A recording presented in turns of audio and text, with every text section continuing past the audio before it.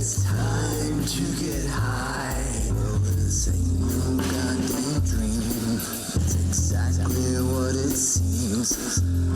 Wake up today just to lay back down and say, I won't be coming back. Let's call it a heart attack. Give me some of that knack. This is just a final payback. They all flipped on me, took my passions, left me be. When I had a place to sit, goddamn attitude to fit. Talk real smooth, knew where to spit. But things have changed and I have quit. Got nothing to look forward to but backlash full of lies. You're too late, where you're going. This is fate, the whistle's blown. It's much too late, it's too late. You're much too late. Like this whole punk with his nose turned up and a fragrance all your own.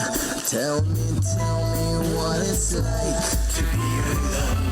And let's not forget the Scarface prick who offers fixed to your face. He dropped out of the subhuman race. Sad. Boo-hoo. I'm goddamn glad that piece of shit was just a fad. Tell me, boy.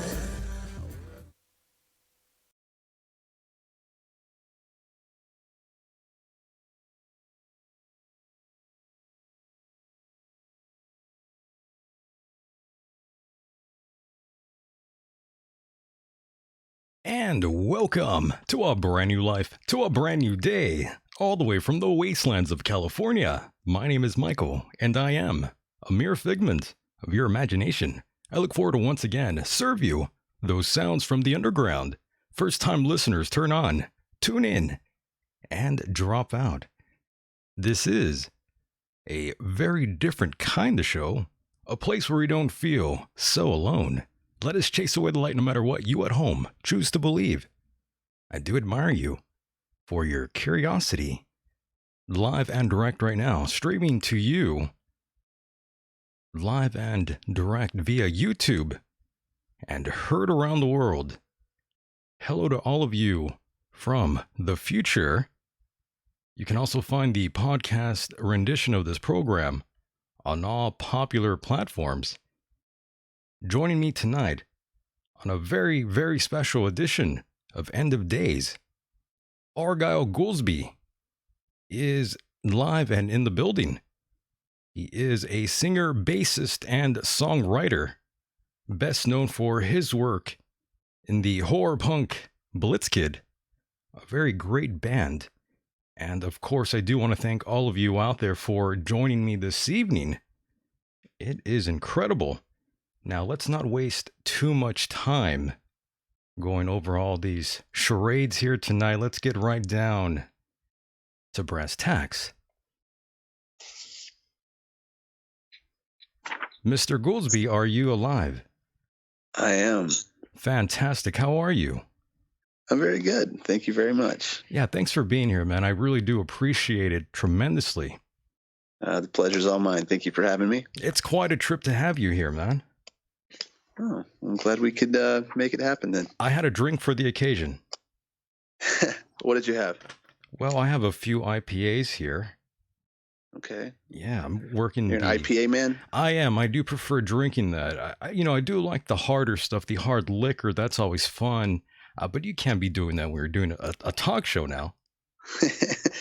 You can. It's just, we might not end up where you want to end up, Oh, no. It would end up really badly. The show would be very short if I did that. Now, of course, once again, thank you for being here. And before we jump into things, again, I must say, I grew up listening to a lot of the bands that you have played for. So it is a really crazy trip to be talking to you here. Cool. Well, like I said, man, I'm really happy to be here to do this. So thank you. Yeah, thanks to Tommy as well. Tommy's the man. Putting things together. Wow. Yeah, he's been helping us out a lot here lately. Yeah, man. He's really moving the ball along, and it's really hard to find people out there that are willing to help you too. I've learned that the hard way. As have I. I think that goes for anything that you do, but it's especially hard, I think, in the music industry, for sure. Well, I've been burning a lot of bridges lately, so that's kind of the problem, but also what makes me get heard the most too. Yeah, it's a fine line. Double-edged sword, right? It is. I do everything somewhat independently. I always have.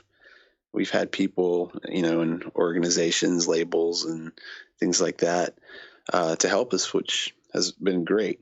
You know what I mean? But it's ultimately still up to you to do the work, and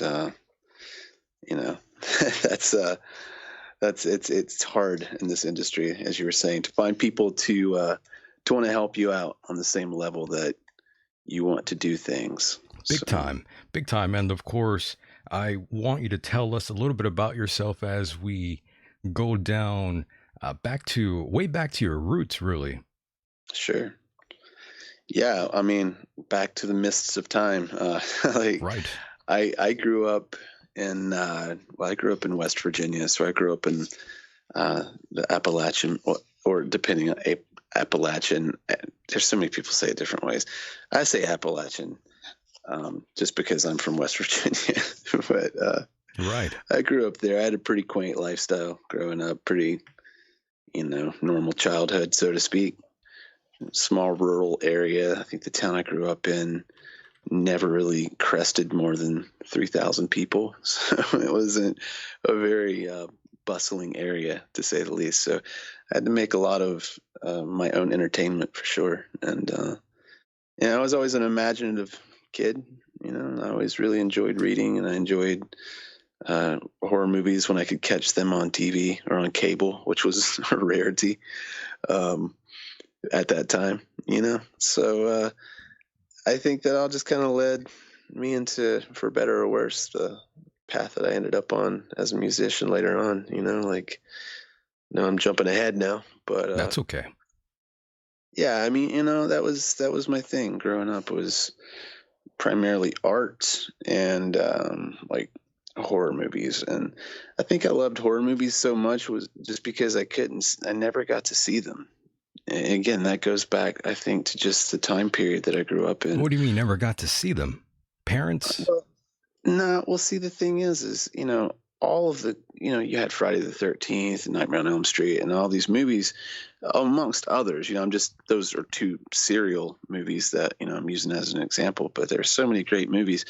But I really wasn't, honestly, necessarily into that stuff as a kid. I grew into that as I got older, but as a kid, I was just obsessed with like the classic era, like of Universal monsters and the old silent horror movies and things like that. And that's why it was hard. Those weren't things that you would see. I mean, like I said, you might catch them on television from time to time, but even at best, it would only be on like AMC on a Friday night. And it wasn't, if you had the TV guide, you remember right. those, you could figure out what was playing that weekend, but it wasn't consistent. So I think the mystery behind all of those movies and just what I perceived them to be and just what my imagination kind of wanted them to be just made everything a little more heightened for me, I guess. Right. And I think that the big change came from out of that whole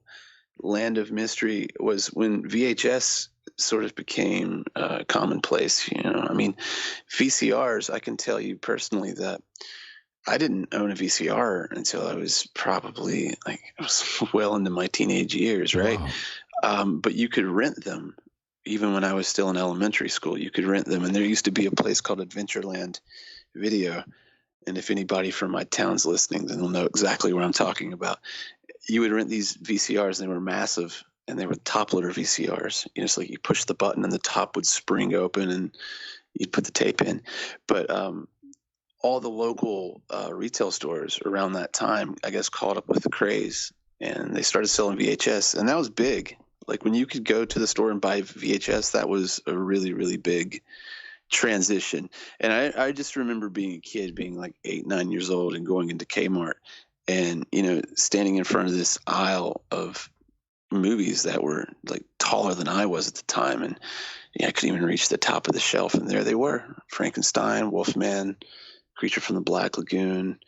And what made you what made you translate that into a musical career per se? Because you've been at this for a long time. What people don't understand is for the last 10, 20 years, you've been really hard at it, man. Yeah. As far as like translating it into music, I just went on with life like any other kid into adolescence, and I started finding out a little bit more about music, and developing my own tastes in music. So, when you're a kid, you hear stuff on the radio, and that's the extent of it. I was fortunate to have an older brother who was into some, good music, at least for, a 9, 10-year-old to hear. 11 years old, he was listening to Alice Cooper. And my first, obviously the big one is the Misfits, right? I mean, that's the most obvious correlation between what I do and, like the imagery. My first anything with the Misfits was on a skateboard. My brother had a skateboard, and I guess he had gotten it from a friend, and someone had drawn on the grip tape with a Sharpie marker, like really crudely, like the Legacy of Brutality album cover, with the Crimson Ghost holding. Well, in the it's his hand over his face. I mean, from the scene in the serial, he's actually holding a gun right there. But, and I didn't know what it was. It just said, "Mommy, can I go out and kill tonight?" And I was like, "Whoa, that's pretty heavy." I remember those boards. Yeah. Yeah. So, and I mean, this was just somebody Sharpied this onto the grip tape. Like, just, it wasn't even like an actual licensed print of anything. It was just a real, like, Rorschach version of the Crimson Ghost. And and that was it. So, and then of course, as time went on, I started discovering more and more music, and I like more kind of, I guess, beyond, just like rock and roll, just basic rock and roll. I had a cousin who, he wasn't anywhere near me at all in terms of geography, but we would see each other every 4 years or so at family reunions. And one year he brought a cassette tape with him, and he says, "Hey, check this out." And I popped it in, and it was Minor Threat. And I was like, "What is this?" And he told me all about it. And I had never heard anything like that before. And, I immediately identified with it because I wasn't really, I mean, I didn't know that I was a punk rocker. Do you know what I'm saying? And I'm not saying that I am now. I don't really want to, Sure, be that type I know of, what you like, mean. I'm labeling what I do. But, at that age, that's what I identified with, because Right. everything I heard in those songs, I was like, this is me. And that kind of opened the door for me. That's what started my hunger for, for music. So what I started doing was going to the record store, and I would just go through the massive codex of, albums that they could order. The record store. Yeah. Ancient times, right? Yeah. Seriously, it was ancient history now. But I didn't really know what I was looking for. There was no, I would buy an album and then I would look in the liner notes. I think the first album that I bought on my own was Agent Orange, Living in Darkness. I thought it sounded cool. And honestly, that was the only reason. I had no idea what I was listening to. I just knew that the album looked cool, and I was like, well, I'll try this out. And then I started looking through liner notes, and I'd find out about bands like Social Distortion. And then I got Somewhere Between Heaven and Hell, and that was kind of my introduction to that aspect of punk rock. Kind of the more, I guess, rockabilly tinge stuff. Which band was it for you that made you say, "All right, I want to do this myself now"? Well, that probably goes back before any of the stuff that I got into punk rock. I mean, although that made it more accessible, that made it seem like it was something I could do at that point. But musically, it was the Doors. Ah, good choice. Yeah, I mean, it wasn't even a choice. Honestly, it was one of those tapes, again, that I had in rotation through my older brother, and You know, I mean, Oh, I so just remember Summer Nights. So Big Brother was the influence, in a way. Yeah, yeah. But the thing is, he Okay. really wasn't into music per se, as I think I got into it. You know, I think it was music was a soundtrack for him, and you know that's fine. And for a lot of people, it was like a soundtrack for, you know, when you're doing something, or like, well, I'll listen to some music now. And like for me, it was, I think it was more than that. You know, when I heard music, I found myself in it instead of just places to be while I was listening to it. It was just kind of like an all encompassing thing.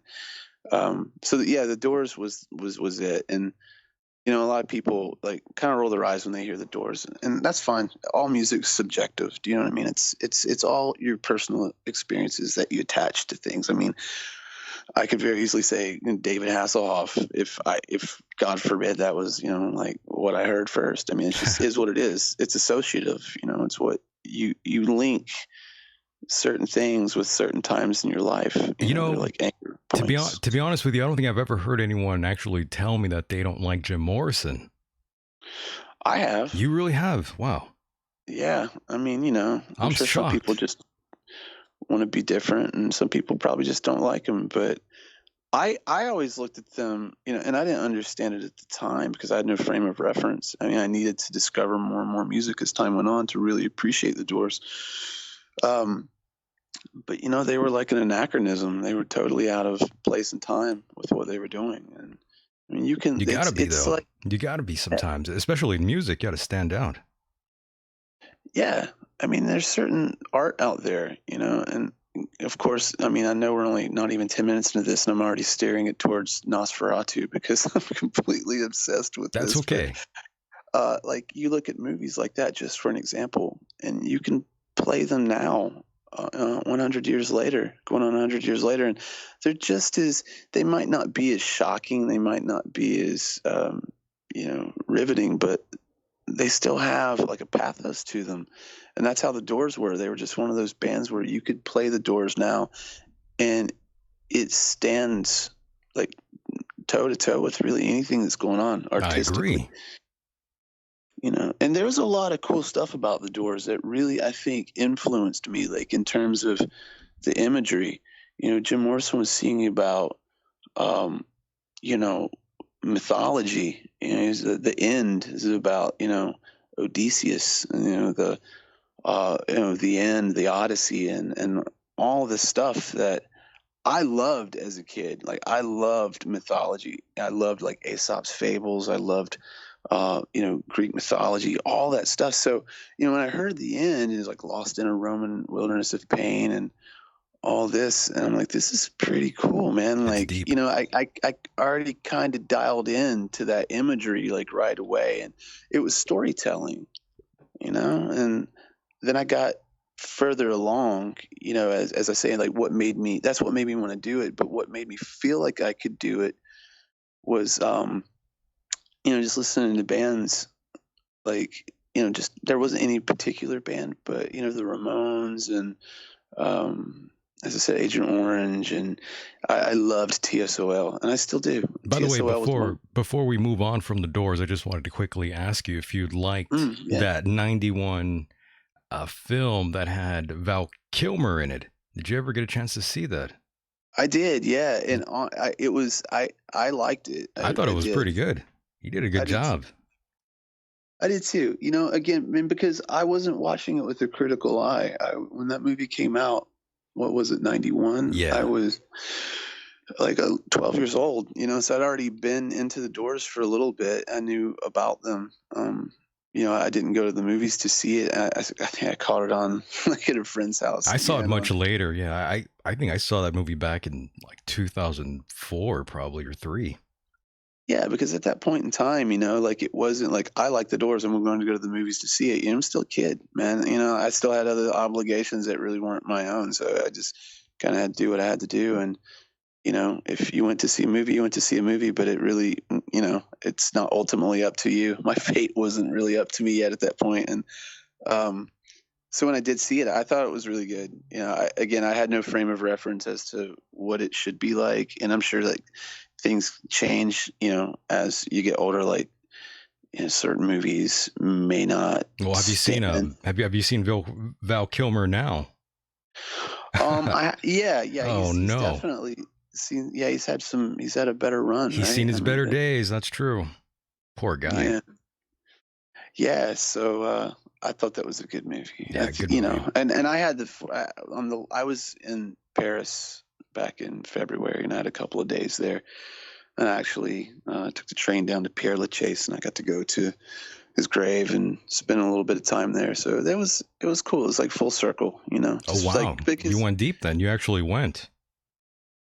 I did, yeah, yeah. It was one of those things where I was like, it's a very mitigating factor as to why I'm doing what I do. So if for whatever that is, I mean, I don't take that like so seriously that I have to make pilgrimages and Right. for what I do. I was just there, and it just seemed like the right thing to do, and it felt good, That's cool because though.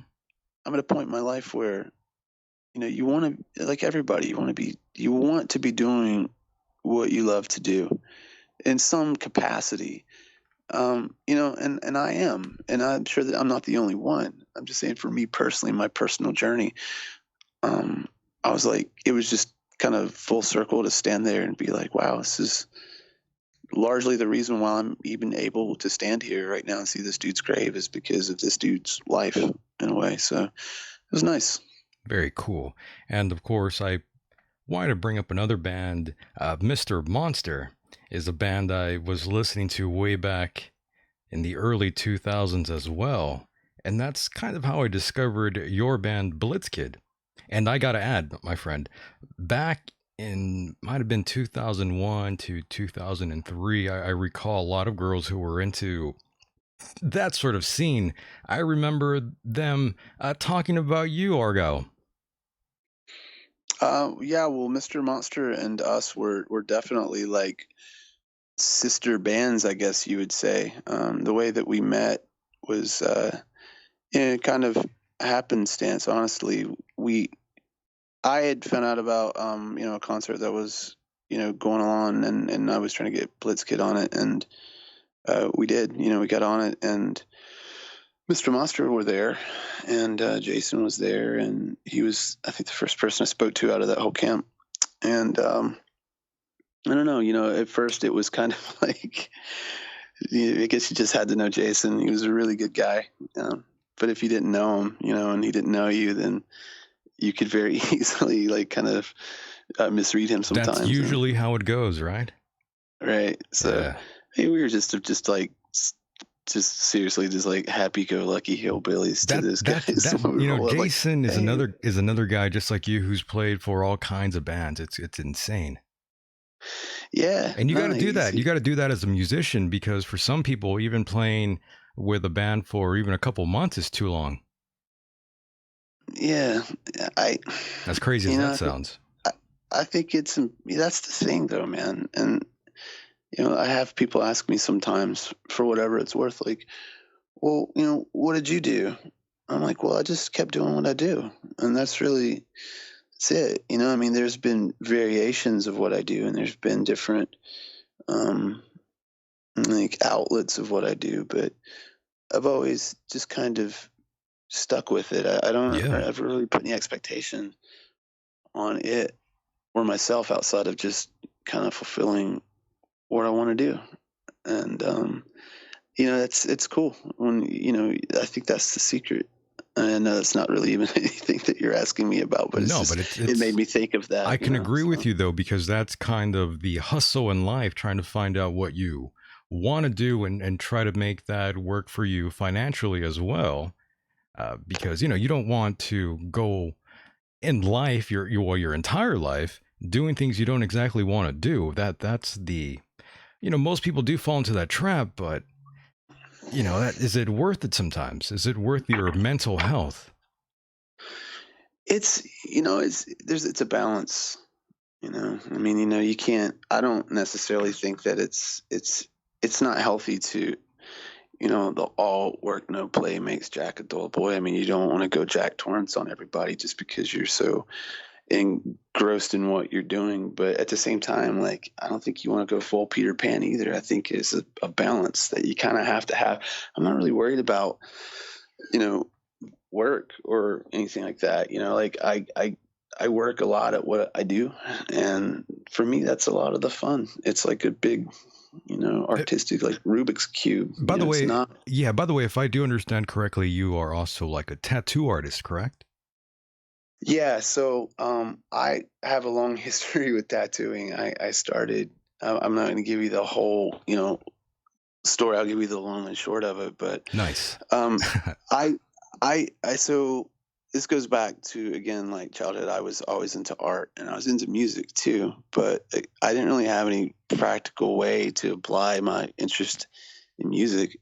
I didn't really have any instruments, anything like that. And I loved art. And this goes back to when I was saying I would see all these monsters and see them in library books, and I would just check out the library books and I would draw them, and I would just draw them like, well, I wonder what this movie's about. So I would draw whatever I thought the Frankenstein's monster or the golem was supposed to be doing, and that became an interest in, and I developed that. And then at one point, I really wanted to get into comic books and become like a comic book artist or a commercial artist of some sort. And by the time I got in high school, that was me. I was president of the art club my senior year, all that fun stuff. And everybody knew me. Like, everything's so cliched when you're in high school, right? You have Right. like, well, that guy's the football player and that girl's the cheerleader. I was the art kid.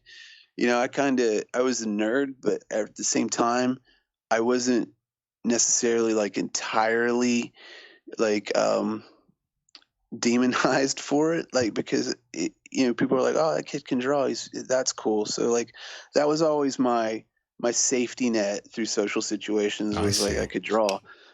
So I got out of high school, and I got it. I wasn't even going to go to college right way I wanted to go into college for art. But at that time I was starting to kind of get more into music, and I really wasn't going to do it, but I luckily for the first year of college, I got a scholarship, and I ended up going, and I took art, and then I just ended up staying there for 4 years. And so I have a degree in fine art, and then I ended up getting a degree in just like world history, just Nice. broad world history, and did all that. And amidst all of that, and the reason I'm telling you all this is amidst all that, I was like, I want to be a tattoo artist, because everything was like kind of like a domino effect. I knew I loved art. I knew I loved music. And then I got into punk rock. I got more into stuff like tattoos. I was. You tied like it all together in the end. Yeah, I was like 17 years old. So suddenly I was into tattoos, right? I mean, it's what happens. It's just a rite of passage. So I wanted to do tattoos. So my last year of college, my professor let me do, when my class was literally just a thesis paper. I had to do, it was like a 46-page paper on history of tattooing and so on and so forth. And that was my class. I just showed up at the beginning of the year to get my syllabus. Then I showed up at the end of the year and I gave them the paper. And then I took that paper and I went to a place in Roanoke, Virginia, which was like 2 hours from where I lived, in a place called Danny's Ancient Art. And Danny Fowler was like kind of a mogul, I guess, in the history of tattooing. He had a lot to do with the refinement of tattoo machines in a lot of ways. So it was a really reputable shop, and I went in with my portfolio, and I had my like 46-page paper on the history of tattooing. Damn. And they're like, all right, fuck yeah, man. This guy's in. So I was there, and I was there for about a year and a half, and I was apprenticing. So I was just buying everybody's cigarettes and making the bank runs in the morning, and paying your dues. Yeah. Yeah, man, just like making sure nobody got towed in the parking lot and stuff like that. And then at the end of all that, they put a machine in my hand and said, all right, well, it's your do time. your first tattoo. And I did. And they were like, okay, well, now you have to make a decision if you want to be a tattoo artist or if you want to be in your band. Ooh. I was like, fork in the road now. By the way, I do want to mention one thing. Vic something in the chat room says he does not sound like he's from West Virginia. I thought I'd mention that little comment to you there. Well, I don't know what you're talking about, Vic, 'cause I sure do feel like I do. I don't really talk like I'm from West Virginia until I get really, really excited about stuff, and then the twang comes. What about out. maybe if you're drinking, will it come out then? I don't drink, so you don't drink at all. I've been drunk once in my entire life. Are you serious? Just once, my friend? I'm dead serious. I got drunk when I was 15 years old. Uh-oh, something I don't happened. want I don't want to throw him under the bus, but if Matt Neal's listening, God bless him. It was an awesome night. I had a really good time. Don't get me wrong. I was 15, man. I was at that point in time where I was in high school and I was hanging out with some cool kids. Oh, yeah. And Okay. they were like, "Hey, do you want to come over to a party?" I was like, "Sure." I went over that night, and then this is the Argyle Goolsby abstinence from alcohol program. So if you ever want to make sure Educational, yes. never want to drink again, make sure that the alcohol that your kid gets or whoever that you're trying to keep from drinking gets has been in the back of a Dodge Dart for 5 days in the trunk of a car because it couldn't be refrigerated in somebody's house, Ooh. lest it be found. So I was drinking really, really just warm. It was like Miller High Life or something like that. I can't remember what it was. And it was a terrible experience, man. I just remember sitting in my friend's brother's room, and the best part of the experience was just he had these awesome Iron Maiden posters. I don't know if you remember, Iron Maiden made enormous posters. Like they were the kings of posters. 18 by 24. Great artwork. Nothing. 24 by 36. These motherfuckers had posters that covered your entire wall. Yeah. So I'm laying on the floor looking at the Trooper, and I'm listening to we're listening to David Bowie, and I was just laying there, and I was like, this is singularly the most amazing and terrifying moment of my life. It's a good thing they didn't give you shrooms. Yeah, I'm sure that would have scared the hell out of you. I don't know what it was, man. It wasn't that. It's not a prudish decision. I wasn't like, alcohol's bad, okay? I wasn't like pulling any of that. It didn't bode well with me. I don't know how to explain it. Like, I just didn't enjoy it. Yeah. That's why when I heard Minor Threat, going back to what I said earlier, and I heard Straight Edge. So you were like a straight edge guy now. I didn't know I was straight edge. I never professed that, but like much later, I knew that it was something. And I just knew that Ian MacKaye sounded like somebody that could kick someone's ass.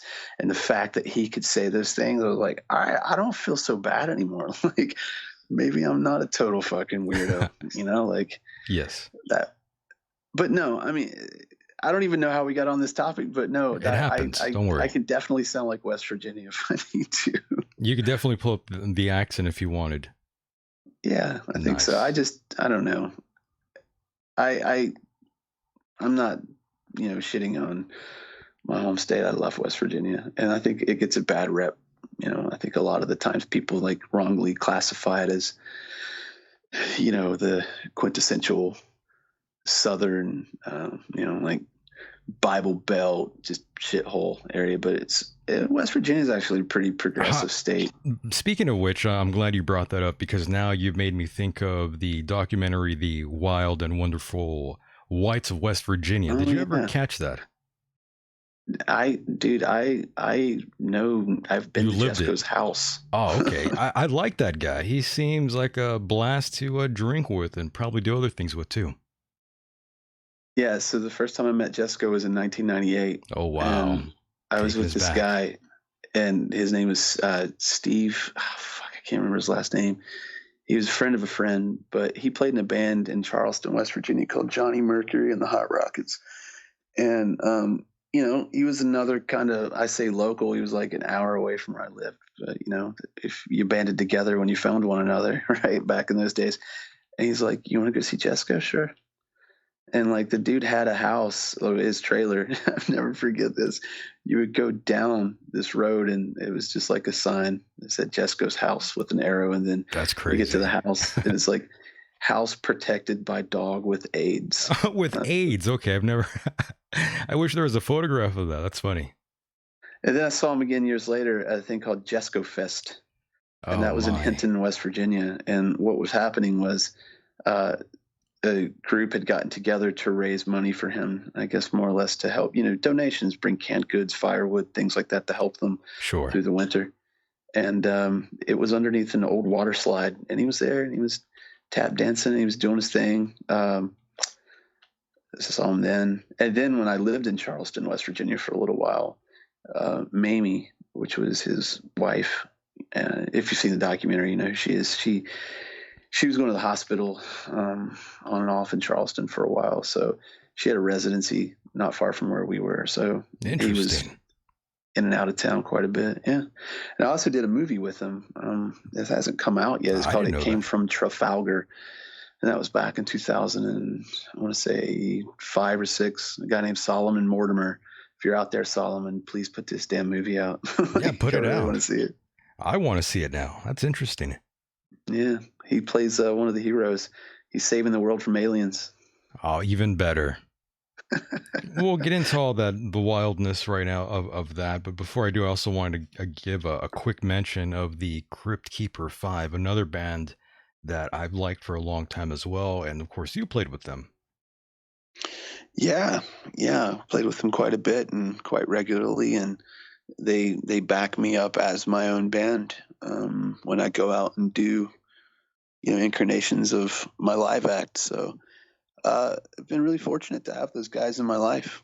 I met them years and years ago. I think I met them back in 2001 or 2, and they were playing a set, and we were going on later, and I didn't see this unfold, but there was a bunch of skinheads out in the audience, and they were like, "Play something we can mosh to," and just heckling the Crypt Keeper 5.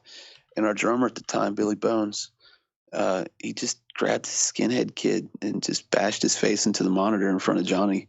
And then it just turned into like a full-on just melee bar fight. Loki from Michael Graves was out there, just swinging on people. And I was upstairs, of course, putting my makeup on, right, being that guy, because we were going on soon. Yeah.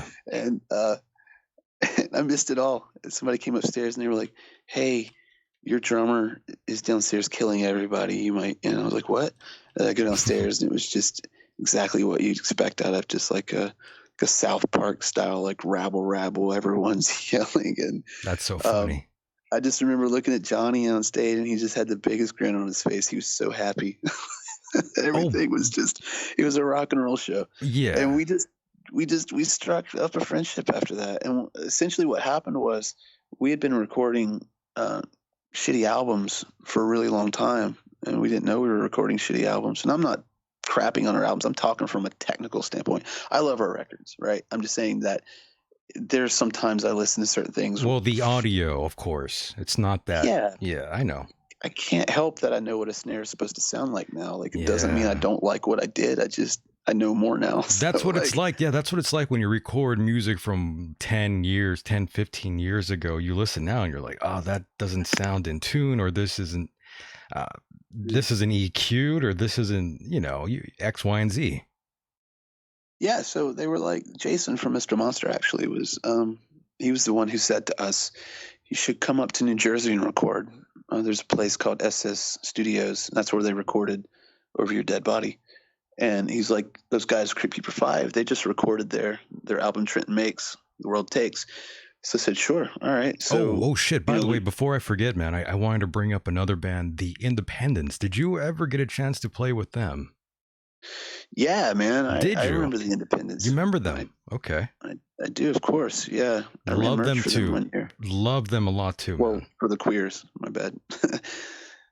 Yeah, they're cool, man. They used to come into Bristol quite a bit. Wow. We used to throw down in Bristol all the time, like Crypt Keeper 5. Like, anytime we'd start bringing bands, we would go to Bristol, Tennessee. But they had the ska influence that I like too. Yeah, no, I agree. I saw them with Rancid years. Like, this first time I saw them was like 98. Oh shit! After Rancid was on tour, the Life Won't Wait tour. They was somewhere in like I didn't even know North Carolina. I never even knew they toured, man. Wow. Okay. Yeah. Interesting. But no, the Crypt Keeper 5, essentially what happened was we didn't have anywhere to stay when we were recording 5 Cellars Below. We just knew we wanted to do the best album we could. And Johnny's like, "You can stay with me." So we were like, "Okay, well, like, we live in West Virginia, so it's going to take us a couple of weeks, and we can't drive back and forth." He's like, "You can stay here."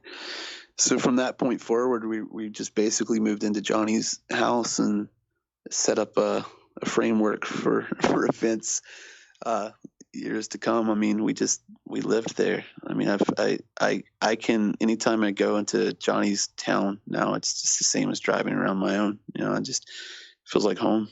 Nice. And of course, also you played for Michael Graves and also Mr. Mike Hideous. You are also familiar with my buddy there, and he always puts you over as well. He has a lot of respect for you. Mike's a great guy, man. And I'm not saying that just because, he said that he puts you over, man. Yeah, like I really do feel that way. I met Mike through Jason, when we were coming up as Blitzkid from time to time to play up in New Jersey, and I never really, I was always shy, man. I never really was much of a extrovert, when I wasn't playing. So Yeah, I just kind of hung around. So I don't really think that there was ever much of a, hey, man, we have a lot in common type of thing until, Sure. much later, I don't mean much later, but, we played with Mike over the summer when we were doing the memorial show for Jason. And it was great to see Empire Hideous. And he's a talented guy. Such a talented guy. It's crazy. He really is, man. And you know what I love about that dude is that, and this sounds like so anti rock and roll, but he loves animals so much, man. Yes, and he does. I do as well. You know what I'm saying? Like I really genuinely, have an affinity for the well-being of animals. Like I'm not a vegetarian. I'm not a vegan. I don't think there's anything wrong with those things. I love animals, but at the same time, despite the dietary choices I do or do not make, I just don't want to see, I don't know. I just care about the well-being of animals. But long story short, he and I will sit around and talk about birds, and we'll talk about cats. We'll talk about. He has a lot of cats too. Things, yeah, but he's just a really cool dude, man. I like him. Yeah, he's so funny, by the way. He is. He's hilarious. And it means a lot to me that he thinks, highly of me, because the feeling it's definitely mutual. Yeah. And here's another thing I wanted to ask you, since of course you played for Michael Graves, and as you know, they both had sort of a beef of sorts. And I believe even recently Graves had made a bit of a comment towards Mike as well. And I'm not trying to stir anything up here, but did you hear that sort of thing? Nah, man. I think it was like asked in an interview or something. I'm not on that wavelength, and even if I was, I changed the station. That's how I felt, because here's another thing. I did run into Michael many years ago. It might have been like 2014 or 15. When I saw him, and of course that was a time when I was talking to Mike, and I had told Mike at one time, I said, I'm going to I hope I could bring him on sometime. And he got really pissed off at me, but I could understand why. So, it's one of those subjects that we kind of both want to stand a little bit back away from. Yeah. So with me, man, with Michael, in terms of, the Graves thing, I never got involved. I never heard anything like that. I've only ever had really professional relationships with most of the bands that I've worked with, Michael Graves included. Yeah, you definitely don't want to jump into anyone's, issues of sorts as well.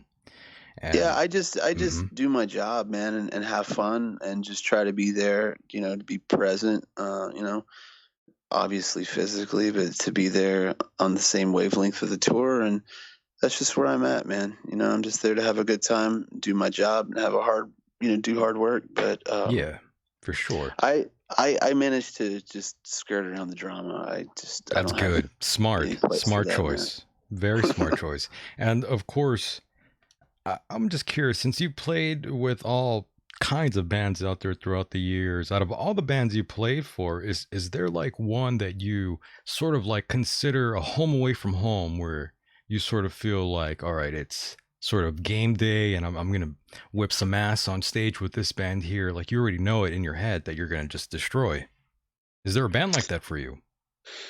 I don't know if there's any one band that I play or have played in that fills that role. I think that they all in general kind of Have their own little access purpose. I see. access those neurons in Okay. the same way. Like playing live and getting to play music is it's a gift, you know, like and it's fun. So I don't really have a delineation, I guess, between any of the projects. I mean, they all, I guess, like kind of scratch different itches, so to speak. But I don't know. For me, just being on stage and performing, and I miss that myself. yeah, so you know what Yeah, I I know mean. what I know what It's, that's like, and I played in bands going back to high school, and check this out, man. I actually played in a band that had a song called "School Shooting," and the school actually announced that we were going to be playing after school in what room. So I always thought that was kind of hysterical and in a really sick, twisted way. And it was the first song we played. yeah, it was a different time, man. It really was. Like, It really was a different time. when I was in school, they had smoke breaks. Oh my. So I remember after lunch, there was a teacher. His name was Mr. Russell. Sorry, Mr. Russell, throwing you under the bus here. Mr. But Russell. the dude would be outside just lighting butts for people. A bit of a cowboy, huh? Like they're like, Mr. Russell. whatever, you know, it's just smoking. Like school was a different world, man. Back then, like it totally was. We had a payphone at school, and it just that was if you and that was the height of our technology.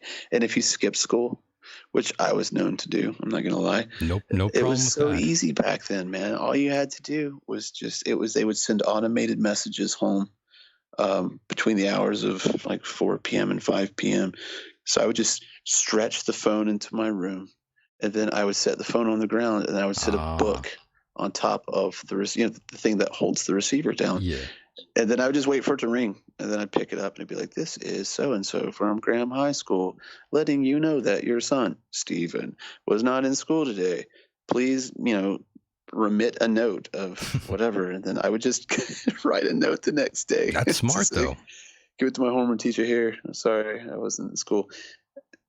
You sound a bit of like myself in my senior year, where I discovered what was called a trip slip, and I learned one of the teacher's signatures very well. So let's just say I was able to write myself away. I'm an anomaly in that sense because I loved school. I liked being at school, but sometimes I just didn't want to be there. It's fun more to get away and actually get accredited that you were actually there, in my opinion. That was more of the game to me. Sometimes I felt like walking down the railroad tracks and seeing what was at the other end of them, and that's what I'd do that day. I feel nothing wrong with that. But I'm glad it was that way. It was a healthy balance. It kept me interested in a lot of aspects of life and whatnot. I don't know. I never really felt like there was a grind at school or anything like that. I just did what I wanted, really. Yes, and by the way, speaking of which, my only claim to fame in terms of music is the simple fact that those songs that were created back in 2003 to 2004 are actually covered by a band in Mexico. I'm forgetting the name of the punk band that actually covers those songs that I made and my other buddy made back yesteryear. A song called God is Dead, and of course, School Shooting amongst many others. But I always thought that was pretty strange to have a band covering songs that you made such a long time ago. But it's cool to know that those songs live on, for better or for worse. That's it, man. That once you put them out there, I mean, they're no longer yours, and that's okay. That's how it should be. You're just shooting these emotional, mental arrows out into the sky, and wherever they land, they land. Sometimes they strike people in the right way. Sometimes you hit, sometimes they miss, but that's the cool thing. I never ever got hung up on that either. Like I go through pretty I don't want to say labor intensive, but a pretty stringent quality control on what I put out. Like I don't pick it apart, but like I have to feel it. You know what I mean? I have to make sure that like it means something. Whether it doesn't have to be exact, I don't have to diagram every part of the song out to go this is right. But it just has to feel right. Yeah. And that I know a lot of people that are just very like, I don't want to share this because it's not perfect. And I'm like, nothing's perfect. It's not supposed to be perfect. Like it's someone will make it perfect when they hear it. Like that's it, and that's the great thing about music. Yeah, and before we jump into stories Yeah. of the road, because I wanted you to tell me a little bit about the road here. I'm sure there's plenty of funny stories to tell there. But before we move on from that, Mhm. I just wanted to ask you, what bands are you listening to nowadays, if you are at all? Yeah, I listen to a lot of stuff. I mean, I have my rotation. You know what I mean? That I've always listened to bands that I like. That I draw inspiration from and whatnot. But in terms of new music, I'm trying to think right off. Let me hold on. I'll open up my Spotify and I'll tell you what I've been listening to. Yeah, what are you listening to? I'm very curious. Well, this is the top thing I've been listening. I have Halloween by King Diamond, Manila Road by Necropolis by Manila Road. I have Watch the Children Pray, Metal Church, Princess of the Night by Saxon. Let's see here, Blitzkrieg, Angel Witch. I've been listening to a lot of 80s metal here lately, but I have also been listening to let's see, Nothing Wild embarrassing. Nothing. I've been listening to Wild Nothing, Letting Go, Moody Blues, Nights in White Satin. There's a band called Temples from the UK that I really, really, really like. There's a song called Shelter Song. Nothing embarrassing. I mean, I don't find any embarrassment in any of it. Like it's just me. Well, some bands you don't want to say. I'm sure. So I have here's three songs. I have In the Year 2525 by Zager and Evans. Then I have Hope Sandoval, Let Me Get There, that's the girl from Mazzy Star. Then I have Outcast, Hey Yeah. And then I have The Horrors, Still Life. And I have Whispered to a Scream by the Icicle Works. Voyager, the song Iron Dream. Then there's a band called Barry, Tal Uno. I got Bats for Lashes in here. I have Aldous Harding, Ultravox, Orville Peck, War on Drugs, Vampire Stepdad. Thank you, Emilio. Emilio turned me on to Vampire Stepdad. So. Very nice. And of course, by the way, before I even forget, and I just might do that, so I got to bring this up now in the chat room. There's a gentleman by the name of Richard North. He wants to know how your signature bass, the Haxon, came to be. You mean Mr. North? He's number 5 of 5. Yes. How it came to be. That's a pretty good story. So way back in 2000, I'm trying to think how to start this. Way back in maybe 2001, I had the very noble idea of getting a bass made, because I thought that's just what you could do. I want to make a bass. So I was working a telemarketing job, and it sucked really, really bad. I did not enjoy that job.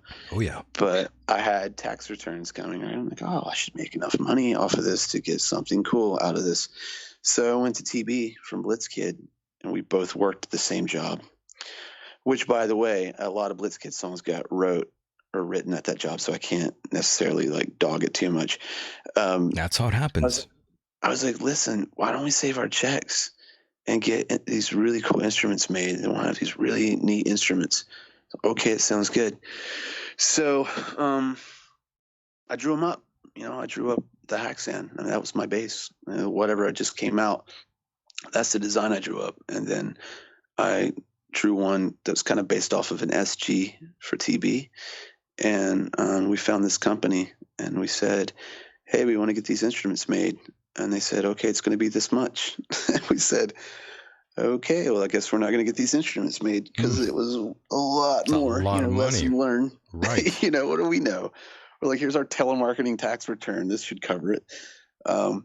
So essentially, the designs just kind of sat on ice for a very, very long time. Yeah. And I was overseas with Michael.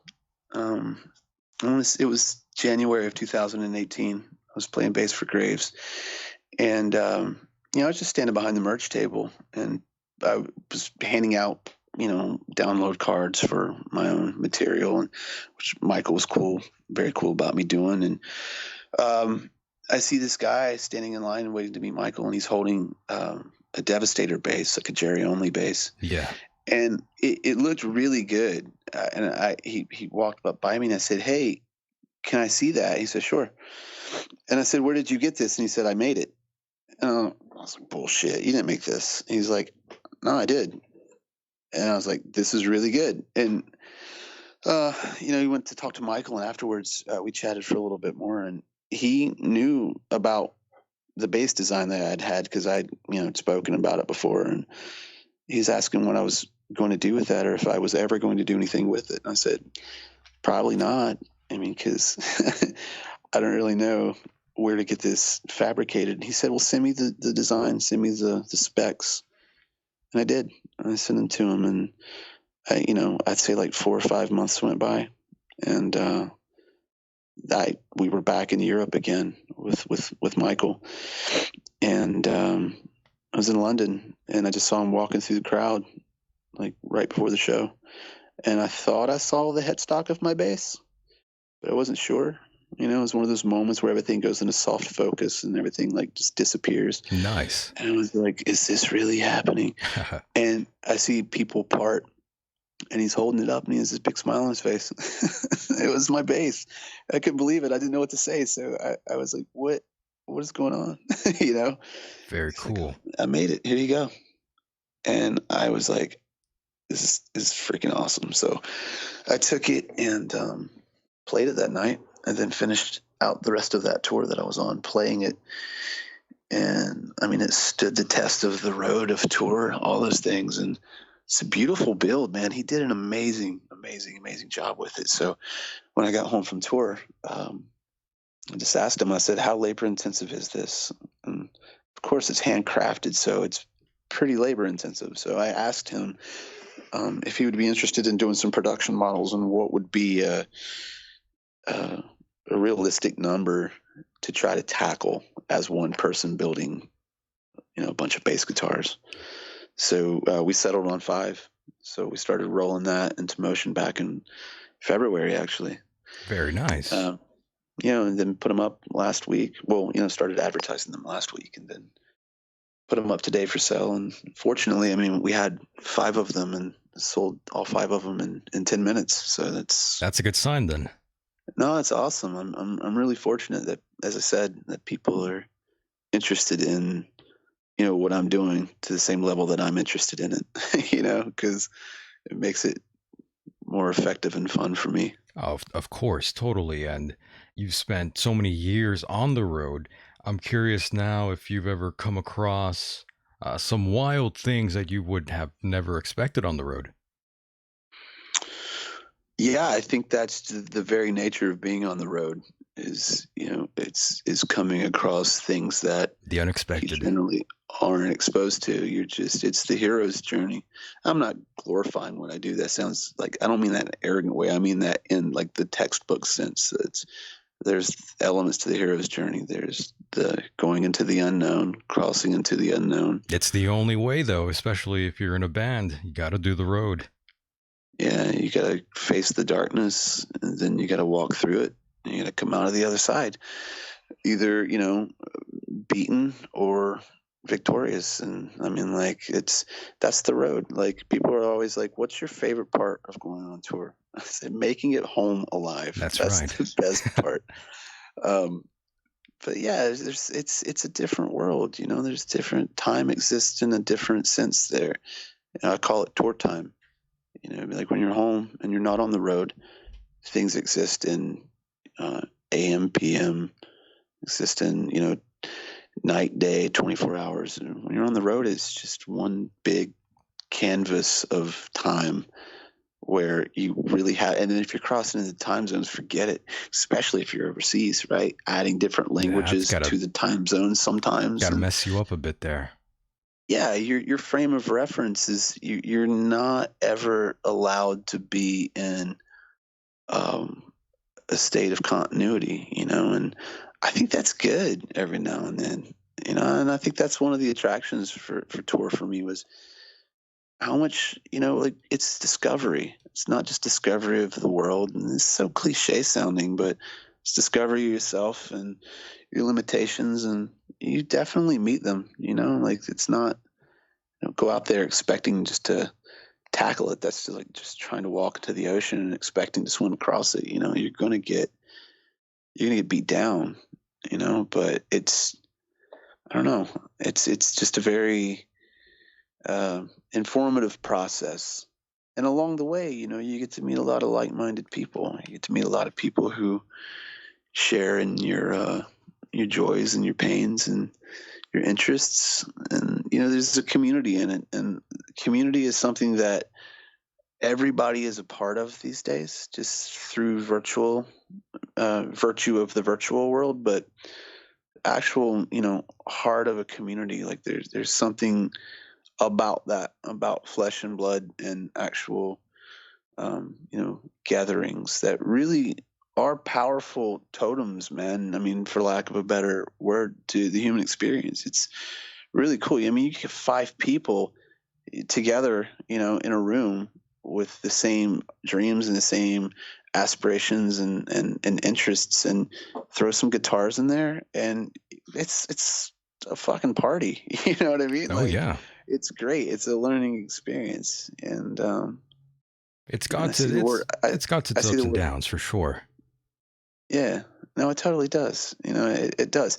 Um, because there's the artistic fulfillments, but there's also the personal demands that are the balance. You have to put a lot of your personal life on hold, sometimes on the line.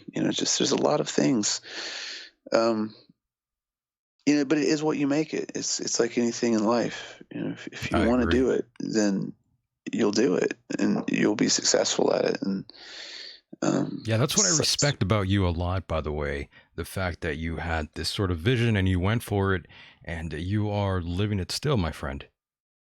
well, thank you. I appreciate that, and I appreciate everyone that feels that way. I'm not just throwing this out there like I assume everyone feels that way, but for the people that do, I'm aware of it, and I'm really grateful for it. And you know, alongside myself, I do this for them as well. And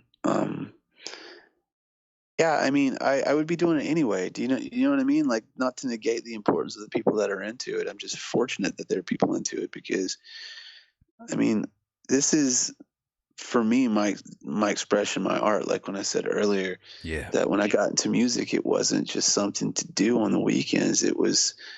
It spoke to me. Like, this is how I find myself. I don't profess to know the future or who I'm not one of those people who are like, well, this is who I am and this is who I'm always going to be.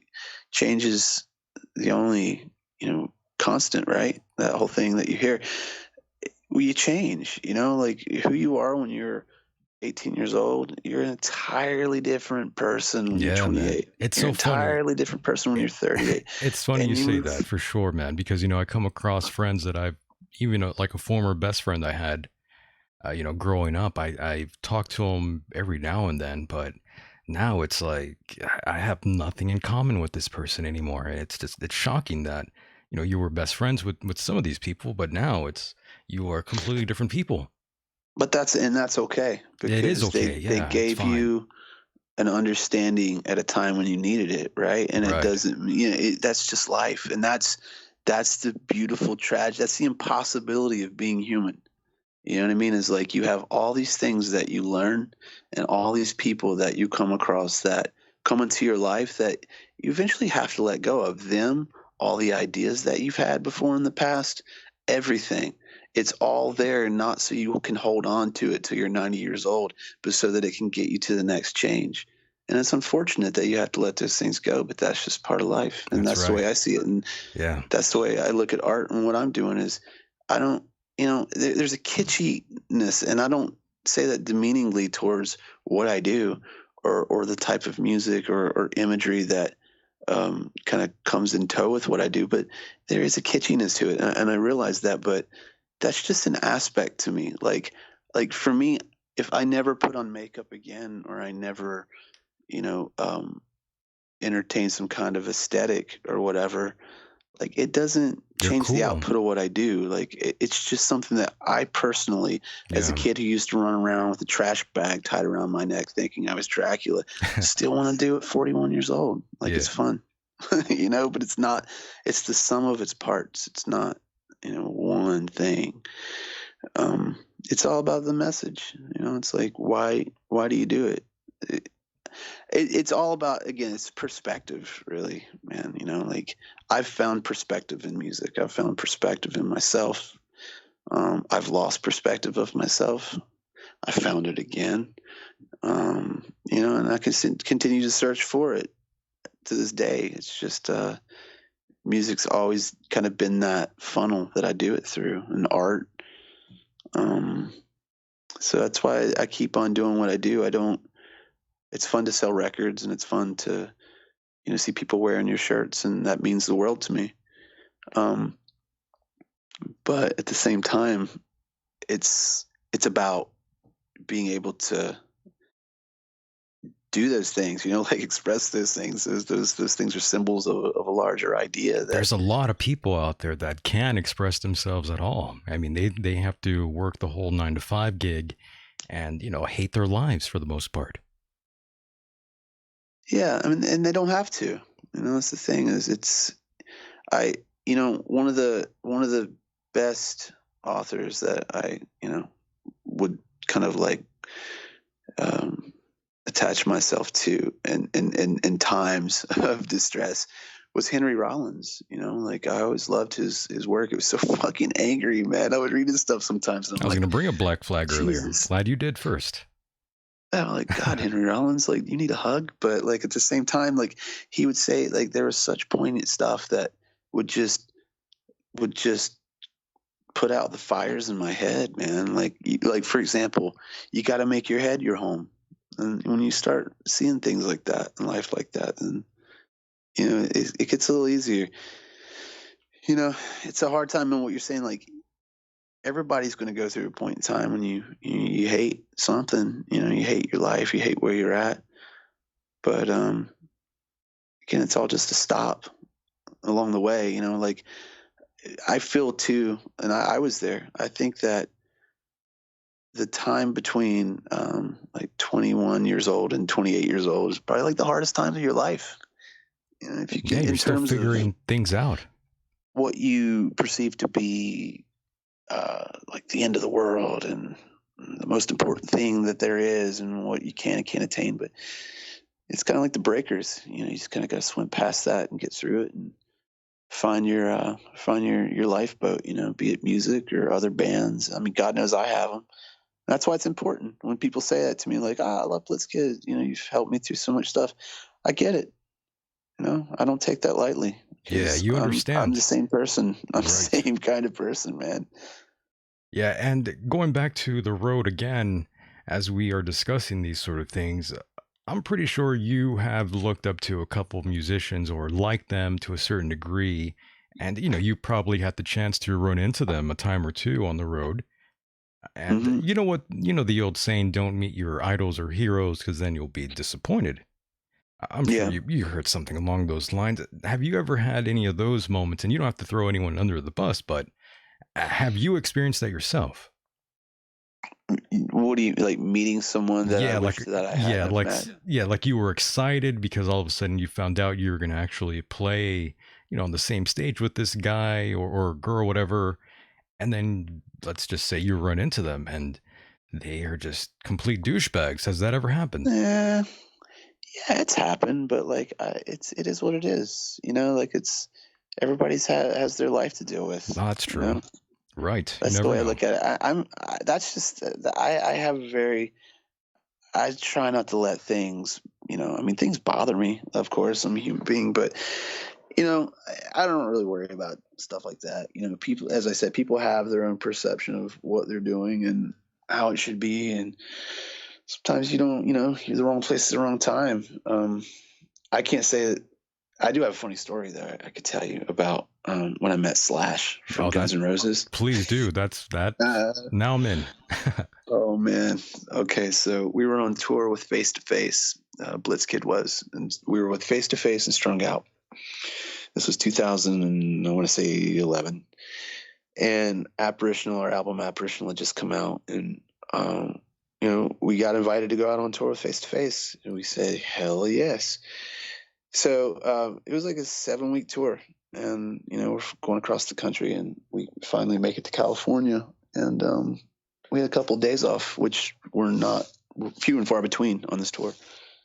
So we're in Southern California, and excuse me, we were like, oh my God, Raging Waters is right down the road, and Raging Waters is the water park. Yeah. From Bill and Ted's Excellent Adventure. Nice. Yeah. Right? Mm-hmm. So that being the case, I said, who wants to go to Raging Waters? And everybody else was like, we want to do this, we want to do that. I'm like, all right, I'm going to Raging Waters, so I'll catch up with you guys later. So go to Raging Waters, and I'm with my wife, then at the time my fiance, and we get to Raging Waters, and the trolley comes down to pick you up. There's like a satellite parking lot that takes you up via trolley up this mountain. It's all epic, like you're in Jurassic Park. And you're like, oh my God, you can see the water slides coming over cresting the tree line, and it's so exciting. And we get up there, and it's just a communal like depot for all the random trolleys bringing people from various points of the parking lot. So you got 15 people on your trolley. These 15 people turn into like 150 people, when you're all congregated there. And there's the interest of the park. So in the melee of this moment, I'm just kind of like looking around, and my fiance tugs on my shirt. She goes, "There's Slash. That's Slash." And I look, and like straight up, like in a karate kick distance, like a leg's distance away from me is Slash. Oh, that's funny. It's totally him. And I don't know why I did this, and like to this day I laugh about it now. I know not to do this sort of thing. It's just kind of one of those things you learn as you go. Sure. But I was moth to a flame, man. There's my childhood right there. Yeah. I just looked at him, and I just walked straight up to him. I said, "Are you Slash?" We're a lot. We are a lot alike, and I'll tell you why. Go ahead. But he looks at me, and you can tell he's just like, he's flabbergasted. Like, of course I'm Slash, you idiot. Look at me, right? So, and I could see that, like, it's like I just completely screwed the pooch here, right? And in my mind, I'm going through all of my escape plans for this. Like, oh God, how do I save face? And while this is happening, he starts to walk away. And then in my mind, I'm like, who do I know that I could say, oh, wait, we know this guy, and that could possibly save me by proxy. And I'm thinking to myself, I'm like, I don't know. I'm just going to have to go tell him I'm sorry. So I get my shit together, and I start walking towards him. And I go, hey, listen, I'm sorry. And I had it together, man. I had like really kind of pulled myself together at this moment. And I was executing this beautiful fucking apology. And the park security goes, hey, where's your pass? And I'm like, huh? And they're like, give us your pass. And they're yelling at me, man, like full stop yelling. And I was like, I don't have a pass. And they're like, get the hell out of here. And I'm like, hang on, man. And they're like pushing me away and like just driving me further and further away from this moment of like redemption. And like Slash is standing laughing at me, man. He's just laughing at me. Damn. And I'm like, I've tried to apologize to Slash. So they pushed me out of the line. Unbeknownst to me, I was in the season pass like line, and that's why they were getting aggro. Okay.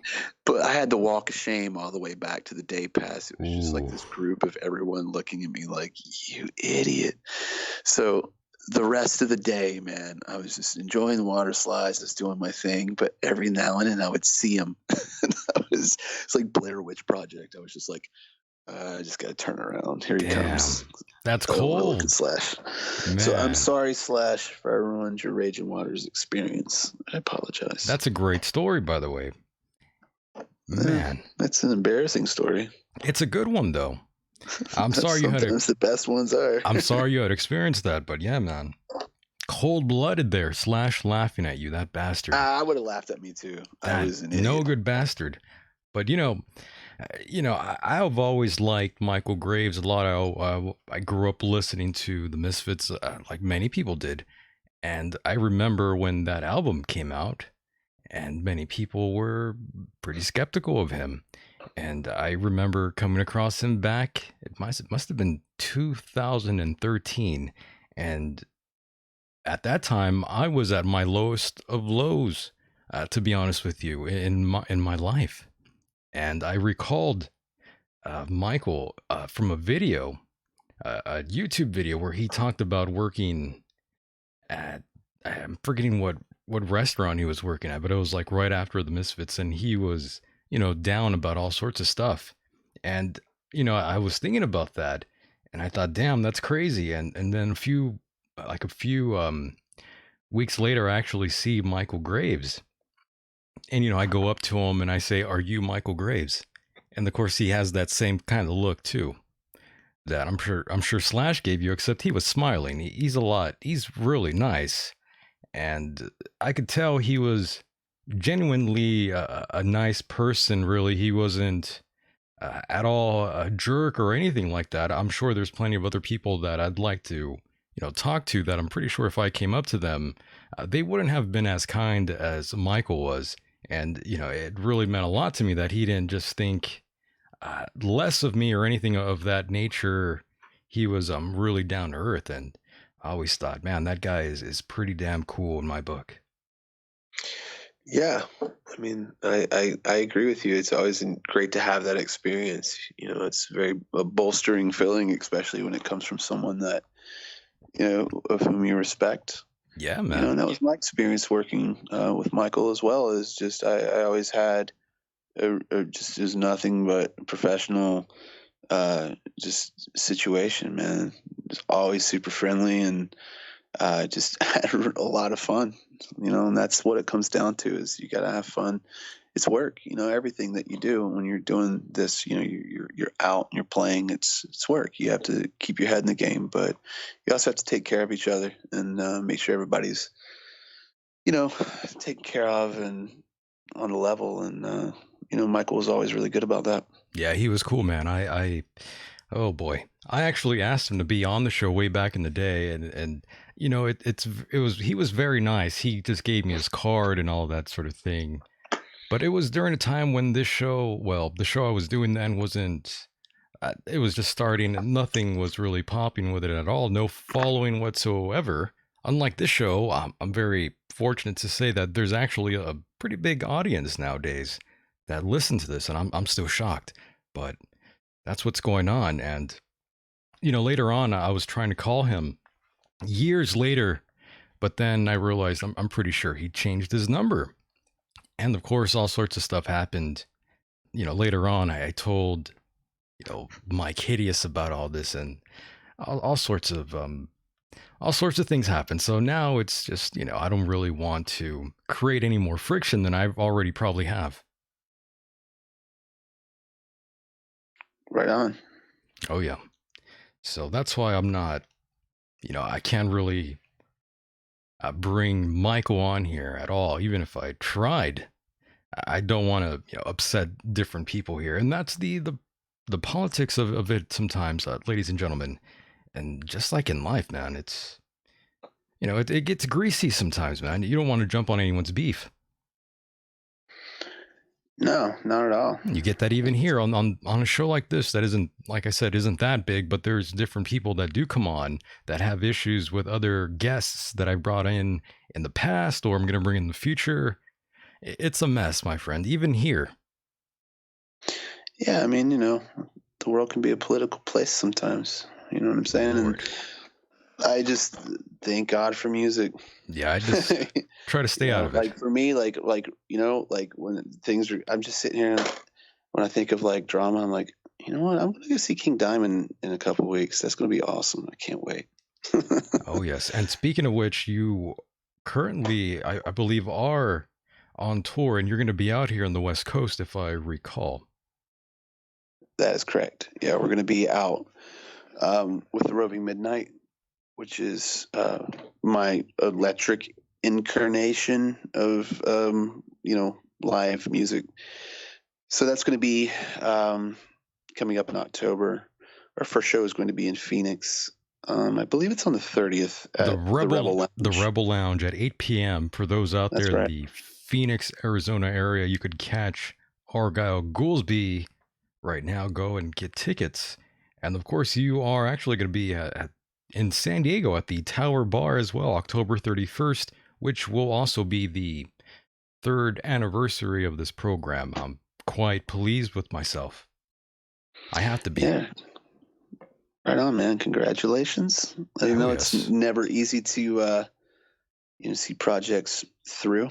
It's hard, man. So kudos to you. It's been an uphill battle. Lots of people trying to sink the ship here, to be honest with you, but I haven't let any of the detractors or people trying to ruin things purposely for me get in my way, my friend. Yeah, it's part of it, It's part of the game. It's part of what I signed up for, so I'm not complaining.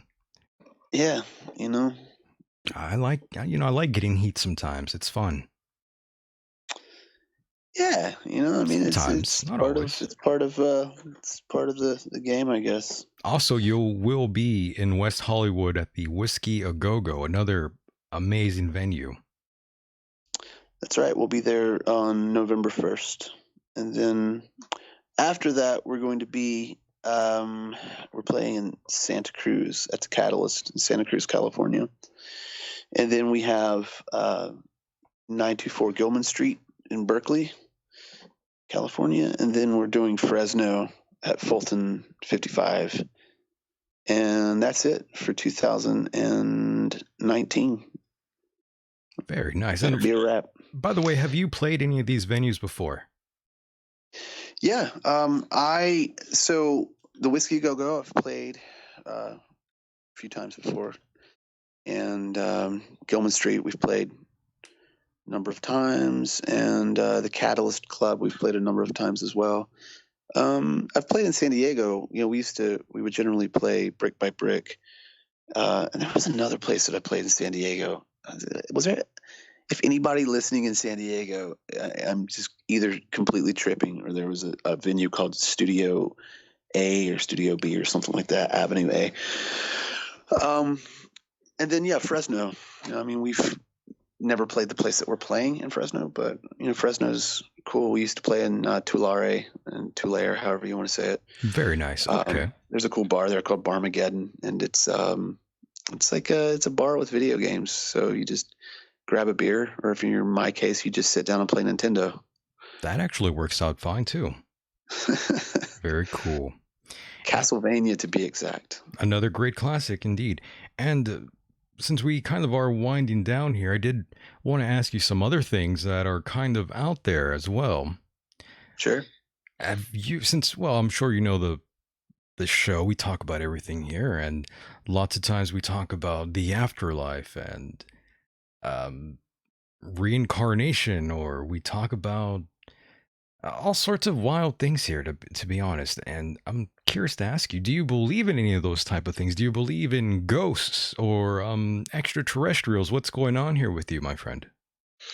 Oh my God, you're trying to wind down the program, and you're just completely winding me up with these topics. That's so how it goes. I don't even know how to approach this in a way that doesn't completely extinguish every bit of time we have left. Yeah, I do. I definitely do.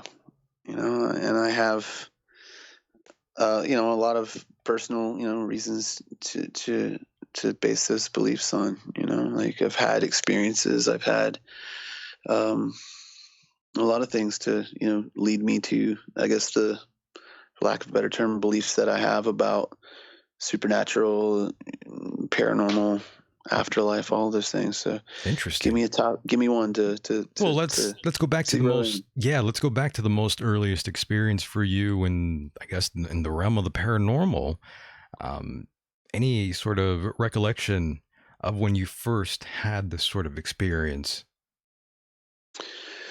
Yeah, there's quite a few times actually. Most of the things that I experienced were generally, honestly, like from a paranormal standpoint, a little later in life. I didn't really have a whole lot of Nothing early then. experiences Okay. as a kid or anything like that at least I'm aware of from a paranormal standpoint. Now there was a time when I was, I want to say I was 10.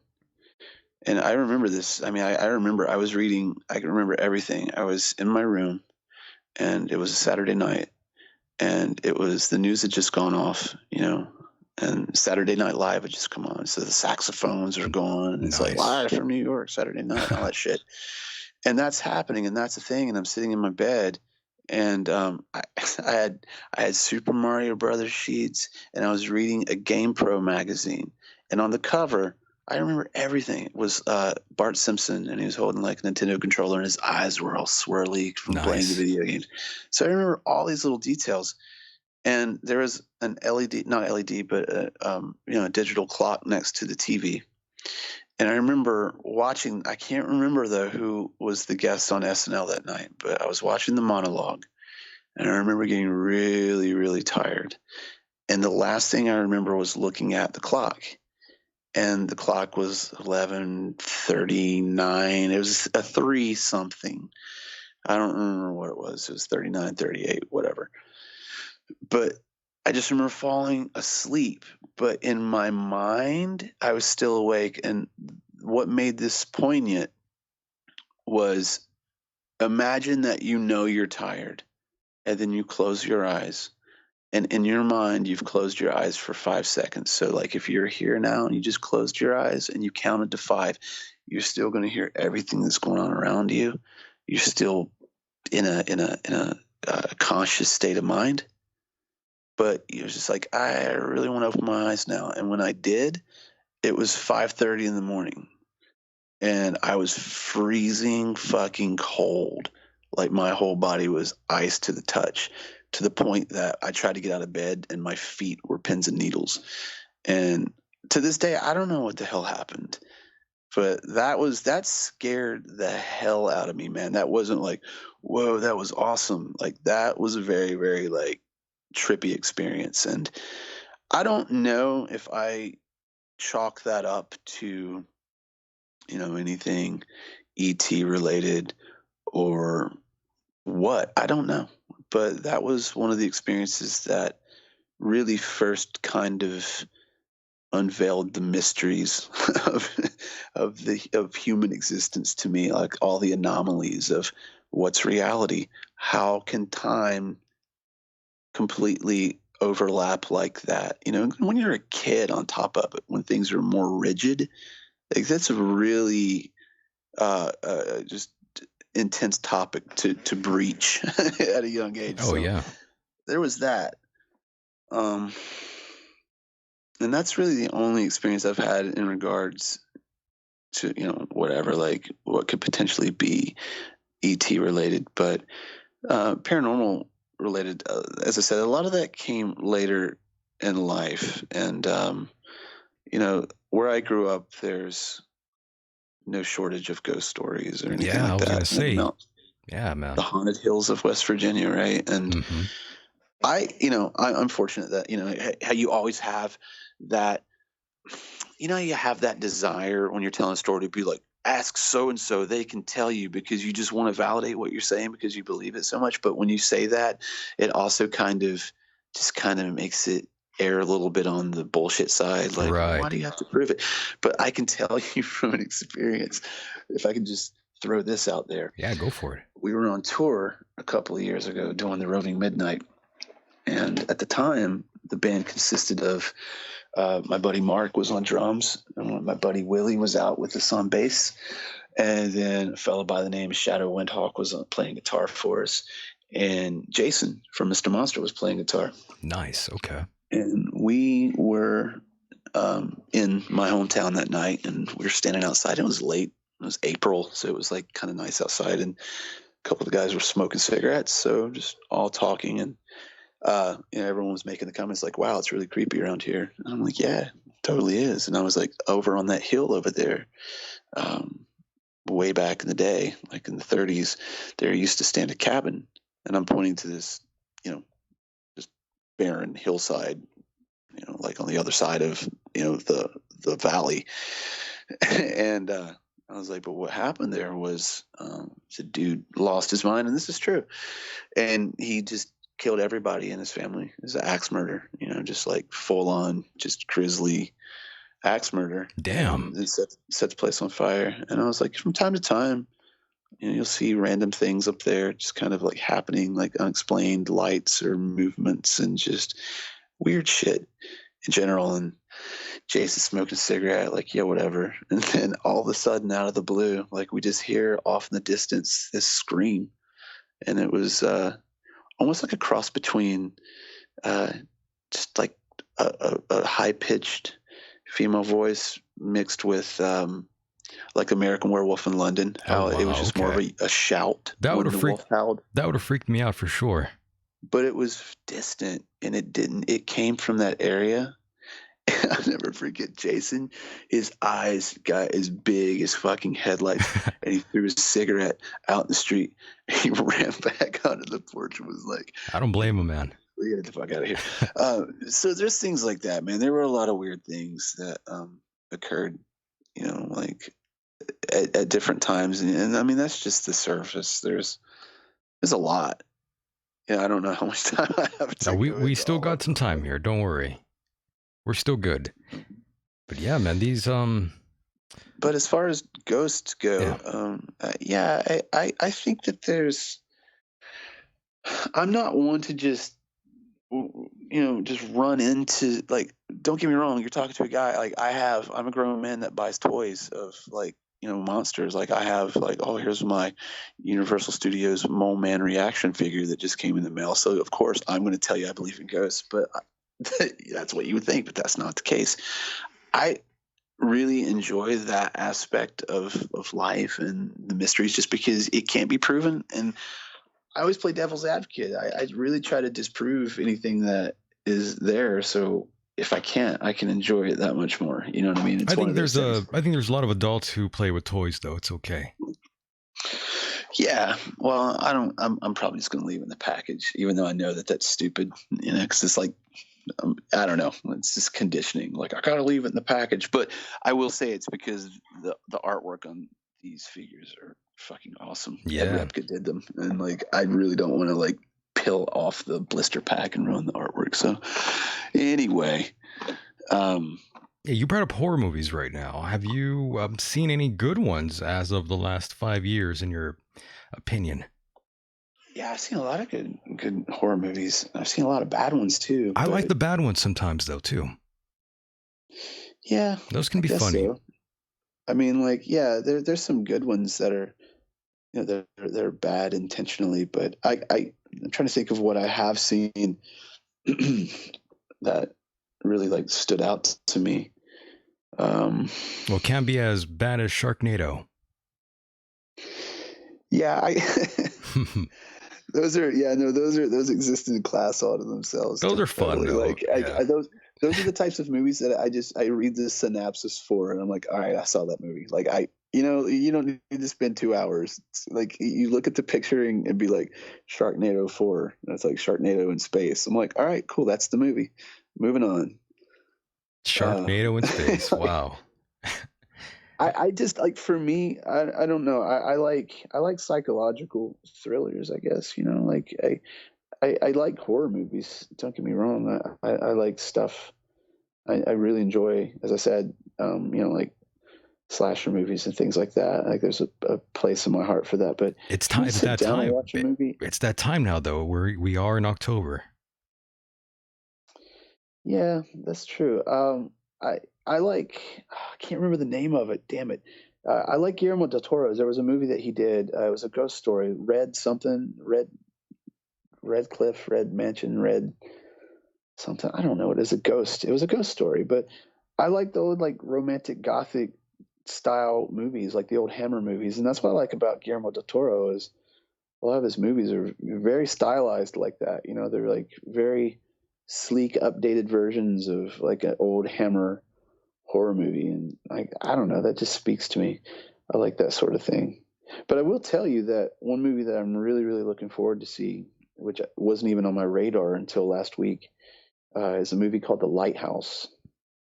I don't know if you've seen previews for that, but it's Peter Eggers who did The Witch, which is another really, really good movie. I guess I should say I like that one.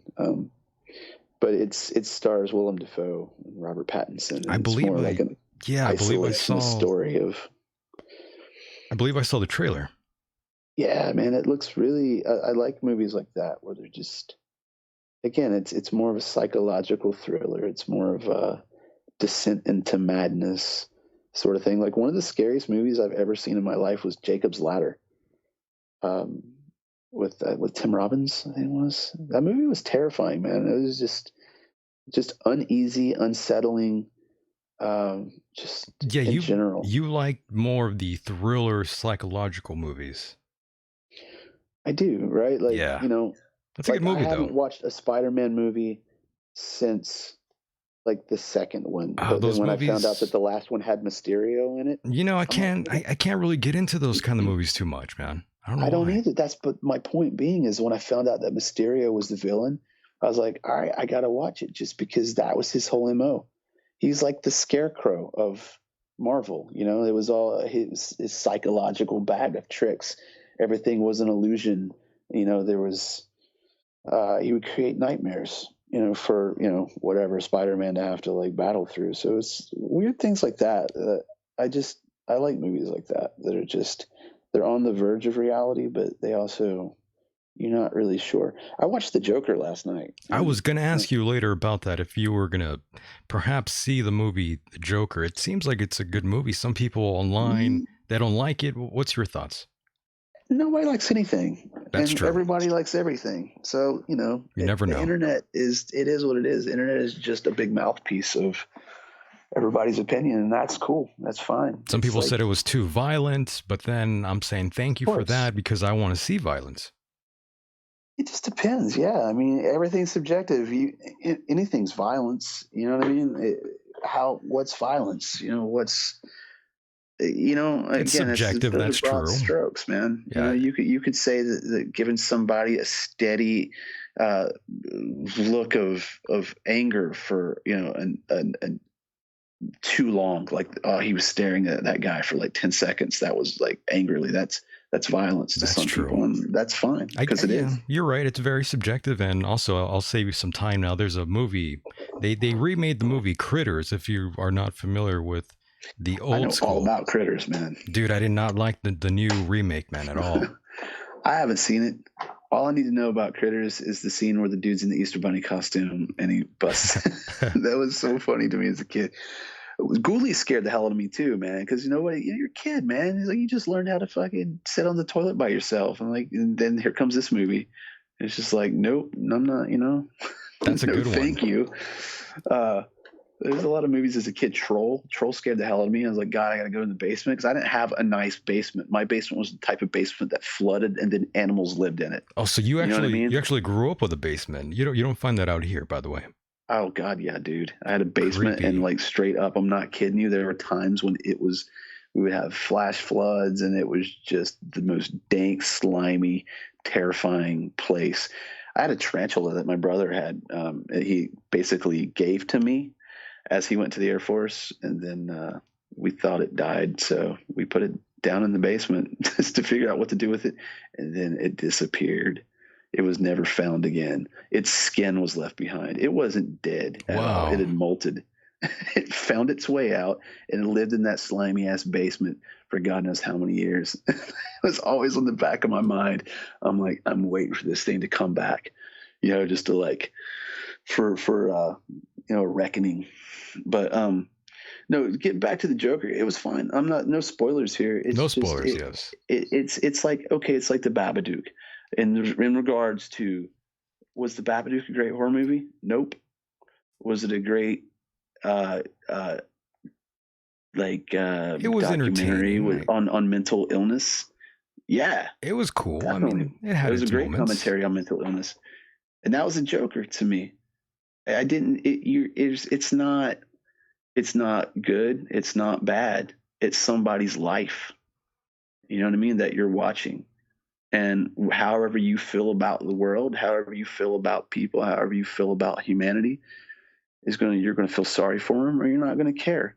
Either way proves his point for being what he is, and that's the Joker. Ah, okay. Well, I do appreciate the synapse there.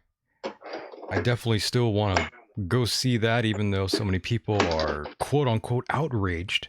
But you know how that goes. It's very silly. Yeah, but again, who cares, man? Like, it's, you're out $11. Don't go to the movies. Just wait for it to come. Watch it on YouTube. To me, that's good advertisement, though. That makes me want to go see it even more.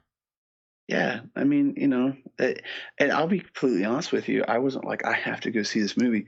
My friend was in town, and I'm a really bad host, so I was like, I don't have anything to do here at my place. Let's go. There's the movie theater down the street. Let's go see the Joker. So, and that's how that came about. But that worked out. Yeah, man. Movies are good. I think that I don't know. It's a good time. I think there's a lot of potential for horror movies now. I think directors and studios are finally like, let's lay off the CGI a little bit. There's definitely still movies like that. Don't get me wrong, but that's why I'm excited about The Lighthouse. It's in black and white. It seems very just modestly edited. It's not like, oh my God, everything's moving at a rate that's intended to resonate with your heart rate. It's a movie. Like, you can just put into it what you want. That's what I like. I like movies that allow you to be scared on your own terms. It's not like, oh God, there goes the 404 or the 808 drop and the crazy, camera shake, things like that. It's things that are kind of open and creepy like that. Just, you can interject your own. I feel like that's also a calling that would be good for you too. If anybody would ever give you the green flag to help, like direct a horror film or, do something of that nature. I've got stories, man. I mean, so the videos that I've put out over the past few years for the Roving Midnight. So there's one called The Uninvited, which was largely, if not all, my friend Adam, who was the director of that, was really like spearheading that whole kind of storyline process. But there's one song, In Votive Light, and that's just based on a short story that I had, and it just kind of worked out for a short video. But when I saw it, because I'd never really produced or directed, and while Adam was the director, we were both very synergistic in that respect. Like, we're standing out in the woods, a giant hole in the ground, and we're like, why don't we do this? And I'm like, well, I'm seeing this. So it was cool. I really enjoyed that aspect of creating that I've never had a chance to do before. It's like, I'm taking this song and I'm taking something that's just really one sensory version of it. Like, it's a song, you hear it, and I'm getting to apply these images to it and make it more of a visual experience as well. So that's something I really like. And he and I have been talking for a while now about a couple of screenplays and some ideas that we have for movies. And I think that eventually that's something that I think I'm going to say break into a little more consistently. It's just, just the course of things need to take me there first. Yeah, I think that would be really good for you and good for anyone else who wants to see anything of that nature. I think you would definitely come up with a lot of stuff. And I've suggested this to maybe one or two other guests who sort of have sort of the same vision in a way that I would feel like their contributions would actually benefit those who actually like a good horror flick, which is sometimes, I guess, hard to find these days. It's quite popular, but finding a really good one, a little difficult at times, because everything, I guess, has been, everything's so subjective, of course, but for the most part, Hollywood has been coming up with really terrible ideas when they do try to come up with something original. So that's why you're seeing all these old renditions come back, and it's quite annoying, honestly. No, it is. I agree with that. So for example, I remember, it all kicked off, I think, with maybe Texas Chainsaw Massacre and the Hills Have Eyes and all these reboots. And, I would see those movies. And I think they have their place. I They think do that have they their have, place. That's, yeah. I do. But no, it doesn't change the fact that they're products of really an overall lack of motivation on, Hollywood's part to really, experiment with concepts and ideas out there. I mean, because it's like anything else. There are people out there who are making great movies, man. Who are wanting to do more. Who are wanting to, try things that are different. And people will say, "Oh, everything's been done." I don't really believe that. I think that times change, and that's what change. So yeah, like it's like, for example, if you have so many scales, right? So many notes on a guitar. Like, yeah, people have been playing those notes for thousands of years. How come you can still play, an A, B, F, C progression? Yeah, how could you be And playing power a chords million, still? Right. yeah, a million bands have done that. But what changes is time. It's the application. It's like, how you hear things changes, how those notes are heard changes. And that's how movies are. It's like, yeah, everybody's seen a zombie movie. Like The Walking Dead wasn't the first time for that to happen. I mean, goes back all the way to White Zombie. I Walked with a Zombie, Plague of the Zombies, all that shit into the 70s with, Romero and all Right, right. Fulci and all the Italian guys. So, but somehow, lo and behold, The Walking Dead came along, and it's like the first time anybody's seen a zombie movie or a show or a series, because it captures the zeitgeist, it captures the time, man. And that'll happen again. I've had this argument with people, like with Batman. I hate when people, every time a new Batman comes out, everybody bitches about Batman. That's It's true. like, Batman is bigger than you. Shut up. It is beyond anything that you can ever ascribe to Batman. Batman was before you. Batman was while you're here, and And Batman will be after long you. after you're gone. True. Batman is a symbol. He's a concept that resonates with people, just like I was saying earlier with Nosferatu, just like I was saying with the Doors. There's a symbolism. There's a deep seated pathos in these characters and these things that mold to the time that they're in. That's why Cesar Romero was the best Joker anybody could have considered. And the dude had a mustache under his makeup. How hilarious is that when you look at it now? Like, that's not a scary Joker. Heath Ledger came along and everyone's like, "Oh, Heath Ledger, boo." And everyone's like, "That was the most amazing Joker." He was good, in my opinion. Yeah. Yeah. And there's going to be somebody come along, and because like every generation has a Batman. True. And that Batman defines what Batman should be for that generation. And that Batman is everything in life. It's not just Batman. It's everything in your life, everything that's happening right now, or like in those times when you're being, I guess, like kind of conditioned or molded to who you're becoming.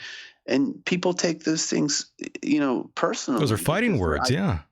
Their identity is wrapped up in it. But it's like, your identity is just an illusion, man. Your identity is just an attachment to a concept that's bigger than you. I'll be honest with you, just to cut in really quickly here. I just wanted to say, to be honest with you, I'm rambling, man. Cut in it's okay. anytime you want. I was just gonna say my favorite Batman has always been Michael Keaton.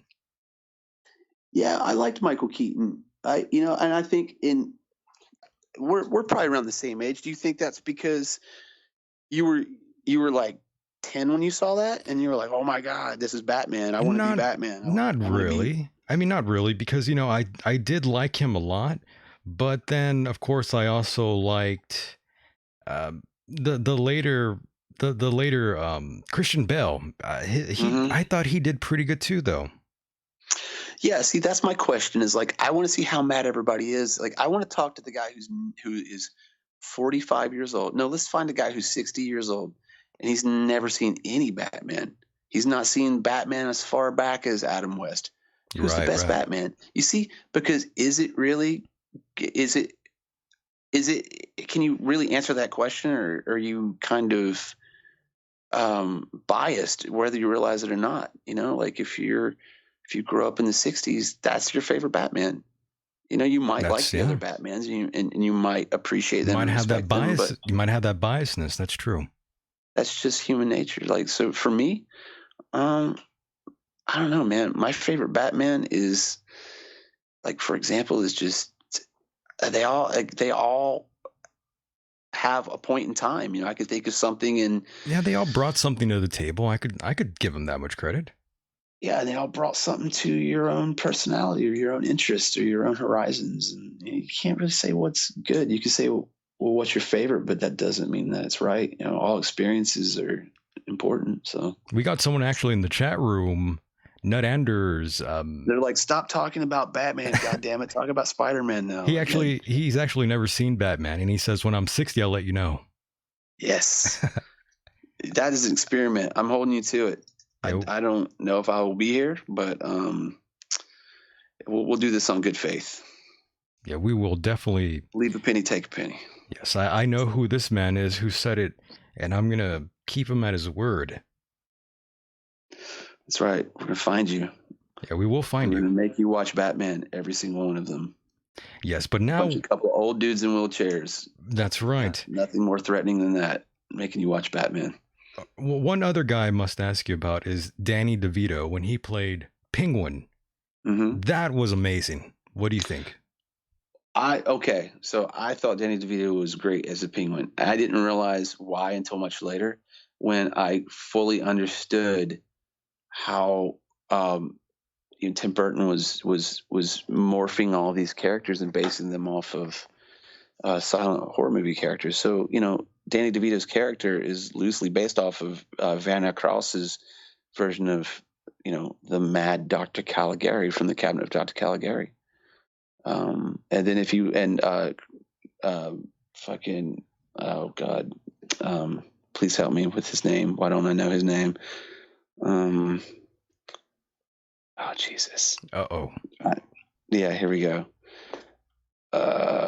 Yeah, help me internet, help me chat room. Who am I trying to talk about? The guy, he played Max Shrek. The guy who's oh, you can't talk to me that way. It's all wrong. What's his name? I forget his name. Yeah, I'm starting to. You know what I'm talking about. I did. I had his name, but now I forgot it here. This is so embarrassing. Yeah, I'm like, I know the name too, but now I looked at the chat room and I got distracted right away. Anyway, but they named him after the mayor, Max Shrek. That was the guy who played Nosferatu, right? And that's what So. Bob Kane, who wrote Batman, was very influenced by all of those movies. I mean, if you really look at, Batman, there was a character called the Bat. He was a jewel thief. He was an author. I think her name was Mary Reinhardt, if I'm not mistaken, who wrote the book The Bat, and that became a play, and then it was became a silent movie, and then it became The Bat Whispers, which was a remake of it, and then they did it with Agnes Moorehead and Vincent Price again much later. I mean, that was so again, going back to what we were talking about earlier with Hollywood, they were doing it back then. You know how many bats there were? And that was before 1950. So the chat room is saying Christopher Walken. God, thank you. Yeah, Yes. I know. Yeah. Everyone's booing Goolsby right now. He's in there, Christopher Walken. I know who he is. I just couldn't remember. I had his name. I had his face the entire time, but it's like I kept saying Christopher Nolan. I was gonna say because Chris. we were talking about Batman. Right. So I was like, anyway. I thought that was cool. So yeah, I mean, the Cabinet of Dr. Caligari, that was loosely, the Doctor was more or less the Penguin. The Batman was the Bat. Then you had who else? I think there was the Riddler, right? I don't think he was necessarily any character, but from silent horror movies. But yeah, I mean, there was a very gothic element to Batman, obviously, right? I mean, speaking of which, did you like Jim Carrey playing the Riddler? I mean, I liked a lot of stuff when I was 17. So yeah, I thought it was okay. How do you feel? How do you feel about Jim Carrey now? Do you mean how do I feel about him as the Riddler now, or how do I feel about Jim Carrey? His now? acting and both, I guess you could say. He's had a tremendous life. I've never been one way or the other about Jim Carrey's acting. I think he's good. I've think never he's- been like, Yeah, I hate Jim Carrey. I love Jim Carrey. Like, I always enjoy Jim Carrey's work.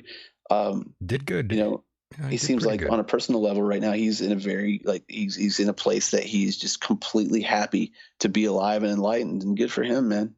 You know? He's definitely had a psychedelic trip, I could tell you that. Sounds like it, Yeah. which is good. Well, That's positive. going back to what we were talking about earlier, you know, about it's hard to find, you know, common ground and fertile soil and things like that in industries and amongst people when you're traveling in groups. And yeah, man, that's Hollywood.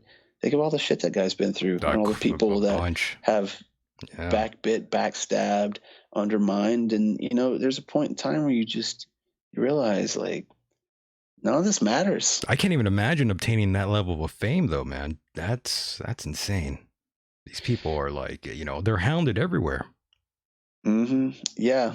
I, you know, and again, like, poor Slash, God knows I've done it. I don't think everybody means to do it. I did it to David Hasselhoff too. You did it to Hasselhoff. He ran away from me, man. Holy shit. I made David Hasselhoff run away holding a frozen yogurt and got in his car. Were you wearing makeup at the time? Were you wearing makeup at the time? No, I was sitting in the back of a truck, and I was with Doyle and his wife George at the time. They're probably scared of you, man. You're with Doyle there. What happened was Doyle was paying his insurance, and we were at a strip mall, and we were somewhere in California, and I'm sitting in the back of the truck, and George, his wife, was in front of me, and I'm just waiting, and next to the insurance place is a frozen yogurt place, and I see this guy walking out, and he's like, eating his yogurt, right? And he's like, this is good, and just had that look of happiness on his face. And then I looked, and the windows were tinted. As he got right by my window, it was David Hasselhoff. There's no mistaking, right? Wow. I know Knight Rider, and I saw him, and that's what I did. I went, that's David Hasselhoff, and I yelled it out. And there was enough of a crack in the window, and I'm looking back at it that he saw it. So all David Hasselhoff saw was this black murdered out truck with tinted windows yelling, there's funny. David Hasselhoff. So he picked up speed, and I'm like pushing on George, like, open the door, because my back door wouldn't open until her door opened. So her door opened enough for my door to open just enough to get caught on her door, and we're battling doors back and forth. So it sounds, you know, pretty. If you're David Hasselhoff, you're like, what is going on in this truck? They're yelling at my name, and now there's something, you know, like they're battling to get to me. So I get out, and I have my digital camera, because that's the time that we lived in. And I'm like holding it, and I'm like, David Hasselhoff. And I'm just running towards him. I don't know why. And I was like, can I get a picture? And he was in a convertible, and he just jumped in his car, man. You marked out of that parking lot. You marked out hard. That's what happened. And so I apologize to Slash. I apologize to David Hasselhoff. It happens though, man. Sometimes you mark out. You just can't control it. Yeah, and you know why David Hasselhoff did that is because he's worked in Hollywood for so long that's what happens to you. Yeah, man. I don't know. I'm not in Hollywood, but, you know, I think in anything for so long that you're not independent anymore, that becomes a challenge.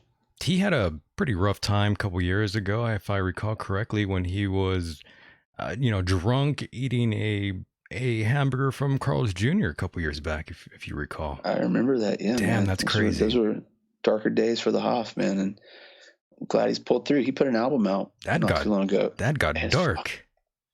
His album's awesome. Okay, whoever's laughing at me right now, stop laughing.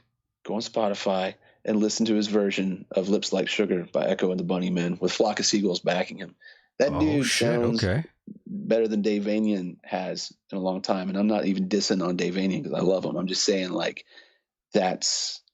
he fits like a glove into anything that any one of us who are probably listening to this podcast claim to like in terms of what we like in music. It's really good, man. In the chat room right now, I actually have a little GIF of one Mr. Hasselhoff eating the burger drunk, and he looks like $1 million. Yeah, you see, that's the thing, man. You know, you guys are hassling the Hoff. I'm just trying to. I'm not hating. I'm just, I'm reliving the memories here from back in 2007 with the chat room. You know, it's an embarrassing time for him, I'm sure. But even when he's drunk, I'm watching him eating this hamburger, and I'm thinking, look at him in all his glory. This isn't embarrassing at all. He's a No. champion in my book. How many people can get drunk and eat a hamburger and look that cool? You're like laying there with no shirt on. He's got nice hair And too. The hamburgers defying gravity in his hand. It looks like he has like a hand of cards. You know, they're all like the bun, the meat, the cheese, the lettuce are all just spread out in his hand, like just hanging there. And he's just like, whatever. I got a question for you. Hamburger. So, I got a very serious question for you. If one Mr. Hasselhoff asked you, all right, you're going to get drunk with me tonight, what would be your response? It's David Hasselhoff, dude. Think about it. I need an adult. I don't know. Why would David Hasselhoff want to get drunk with me? What if he just wanted to, though? Just randomly, said, you're drinking with me, kid. I've hung out with a lot of people who were my, like, even more equal. Well, I'm telling you right now. Up to that I've had to be like, sorry, I don't drink. Dude, I'm telling you now, if he wanted to drink with me, I'd get real shitty. Yeah. Hell yes. Yeah, I mean, it'd be tempting, right? I mean, hell yes. I'd go get a hamburger with him. That's cool. We'll go have a hamburger. No drinking. You just be with him in the after process. Then I've got the gene, man. You know what I mean? Oh, like that's the thing. Oh, okay. I've made it to this point in my life where I've survived this long. I don't need to like implement weapons of mass destruction into my life that, like I don't need to awaken any sleeping giants. Like, so I got the gene. So I'm just, Mom, Dad, what happened? No, man, just a long line of, Scotch Irish heritage. My grandfather. Yeah. I mean, that makes sense now. God rest his soul. He was amazing. My grandfather's name was Wilmuth, if that gives you an idea of like how, like randomly, and he had a brother. My great uncle's name was Merlin. So that gives you any idea of like, So they were bootlegging, huh? Well, I know like one of the best stories my grandmother ever told me was like, she's like, I want a new feather hat. My sister Millie gets new feather hats. My grandfather was like, I'll give you a new feather hat. And he puts like a rooster in her hair. And she's like, there's your feather hat. So that's the kind of stuff that we're dealing with. It's funny, but at the same time, it's also borderline like cruel. Of course. So I don't need that in my life. I'm good, man. That's funny. Well, I don't exactly blame you for that. I don't listen, man. If you want to drink around me, you want to drink, that's fine. I'm not a prude. I just can't do it. Yeah. You got your thing, and that's that. Yeah, that's not your thing at all. And have you always been straight edge? That's a question that I received about an hour back now on Twitter. I mean, I guess I don't really know. I mean, it depends on who you're asking. If you're asking Ian McKay, he's going to tell you no, right? I mean, again, that's another one of those things that is subjective. It's like, who said what it was? That guy was never. He even says in the song "Straight Edge," "This is no set of rules. I'm not telling you what to do. I'm only finding 3 things that are like so important to the whole world that I don't have to find importance in, whether they're fucking, whether they're playing the golf, all that thing." Same with me. Like I don't know. Like from the point that I got drunk amidst giant Iron Maiden posters at an early adolescent youth to now, have I had alcohol? Sure. I mean, like there's times where I'll like sip a beer, like or whatever, but I don't drink and I don't get drunk. I went on a wine tasting with Face to Face and Strung Out when we were on tour with them. We went to a vineyard. That's cool. I was like, I'm not okay. So I guess maybe I would have a beer with the Hoff, but I'm not going to get moderation. Yeah, man. It's just I don't really care for it, man. That's not really. It's the same thing. It's like, it's like if you don't like, mayonnaise on a sandwich, it's like you just don't want mayonnaise on a sandwich. Right. I hear you. Why? I don't know. Yeah, I'm with you. It doesn't speak to me, man. It's not, Yeah, it's not one of your, it's not a vice of yours. It's not something that is a part of your life. That being said, I have a lot of fun hanging around drunk people, though. They are pretty fun at times, but I was a bouncer for a bit, and I'm not the biggest person in the world either. I'm not a giant of any sorts, but I was always the guy that would talk someone down from doing something really stupid. Or, of course, there would be girls coming to me crying about their boyfriends. That's the kind of stuff I dealt with on a Saturday night at one time. I used to check IDs at an Irish pub when I was in 2001 when I was getting my apprenticeship because that was the only way I could make money. You Irish people get hammered, by the way. I had a couple Irish friends growing up, and they would get really drunk. It was amazing. Well, this wasn't really Irish. This was just a bunch of drunk college kids in Virginia coming into the Irish pub. Even better. Like, I was checking IDs. I wasn't a bouncer, but I was the ID guy. And like, that's a really good way to learn how to, stand up for yourself, because no one takes you seriously. You're like, not at all. I'm this, you're going into the bar, you're whatever. I'm so cool. And then you got me saying like, can I see your ID? And they're like, no. And then you literally have to grab people and like, I said, give me your ID, motherfucker, and all that shit. And people give me your ID. And so, I learned that it's really bad working for people that own clubs too. Especially out in this area, there are some greasy people that would own various nightclubs out here in El Centro. And I'm pretty sure it goes pretty much nationwide. Get those kind of characters addicted to coke and other things, I'm sure. It was a great social experiment for sure. Like if I was an anthropologist, it was like field study having that job. It was great. That's a fun job. But of course that gets old babysitting drunks. Well, at least for me. No, not me. I just stood outside. I didn't babysit them. I just showed them the way in. You were lucky then. Yeah, you had the easier job anymore. Yeah, I had to physically, remove people at times. That was not fun. Yeah. Because I couldn't do it alone. Nobody wants to do that, right? It's like, no, not at all. It's not very fun. For me, I'm just like, I don't want to get involved in that. You know what I mean? Like, not worth it. Like, do I really have to come? You don't want to nanny a grown person. You realize you have to. That's your job. It's just sad that those jobs exist, that you have to do stuff like that. But yeah, it's a shitty gig, but you do it for whatever you can. That's true, man. Oh, yes. And of course, I'm looking at another article here.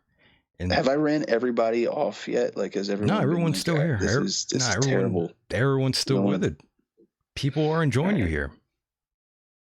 Yeah, I'm just rolling with this. That's how the show is, though. We roll with it. We roll with the punches here. I'm not professing to have anything cool to talk about, so I apologize. No, don't worry, man. That's why I'm here, directing you into the abyss, my friend. Yeah, man. You say something cool now. Yeah, don't worry, man. Well, one thing I did want to ask you about was, do you have a fear of clowns by any chance? No, I like clowns. You like clowns or you don't? I do. I like clowns. You do like clowns, okay. Yeah, they don't. I've never had issues with clowns. Clowns are all right with me. There's a article that came out here. I believe it was by the Daily Beast. I don't really go on this website too often, to be honest with you, but there was a interesting article here that reads, "The real life clown scarier than Joker that terrorized America's kids. The documentary Wrinkles the Clown examines the real life internet phenomenon of parents hiring a creepy clown to scare their children straight." Can you even imagine that was a thing? That actually happened, man? How crazy. Oh, God, man. If that was around, I'm sure that clown would have been hired so many times. Myself and my brother. Oh, man. What a great parenting tool, though. Like, it's like kids not listening. Hire a creepy clown. Hire a clown, man. I remember when the miniseries was on ABC. Again, I lived out in the middle of nowhere, rural area. My brother, who was like 6 years older than I was, so he was already, well into high school and not really wanting to come home whenever it's time to come home, that sort of thing. I remember him being at a friend's house watching that. I was watching it at home, right by myself, and he's hanging out with his friends around the block, we called it. Yeah. And my dad was like, he's still not home. I'm like, no. He's like, all right, check this out. And we had a creepy clown mask. It was more like an Emmett Kelly style clown, but it was very like sad and droopy and had like 5 o'clock shadow spray painted on its face. So it just looked very vagrant-y, it was a very vagrant style clown. And there was like basically like a drainage ditch like that ran the course of, I guess, the side of the road that, my house and the houses that were next to me were on. And it culminated into like a rather large drainage pit. And then that, from that point, kind of broke off to another side of the neighborhood. I remember my dad putting on that clown mask and then wading down in that drainage ditch with my brother. Wow. And then like he just finished watching like It, the Tim Curry version, whatever night it was, like in that series, that miniseries. And just, I'll never forget that, man. I could hear my brother scream like all the way. So your dad was like, yeah, get him, Dad. Your dad was already ahead of the game. Oh yeah, man. That's what I'm saying. My dad was like hanging out in sewers, man. Like straight up, that's like, crazy. Oh, that school's a ditch. Scare the shit out of my kids. Wow. So yeah, I mean, yeah, clowns. Clowns don't bother me, So.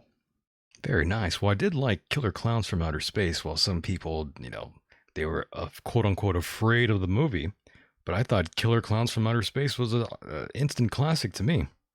And still is. Killer Clowns is good. It's, there's something about, a disproportionate clown, like giant heads. You know what I mean? Like these giant, oddly proportioned clowns. I think that's what made them scary. Like the clown is one aspect of it, but let's just accentuate one part of this clown and maximize that like 5 times its size. So yeah, it's kind of creepy. When I think of a clown, I also think of the video game Twisted Metal.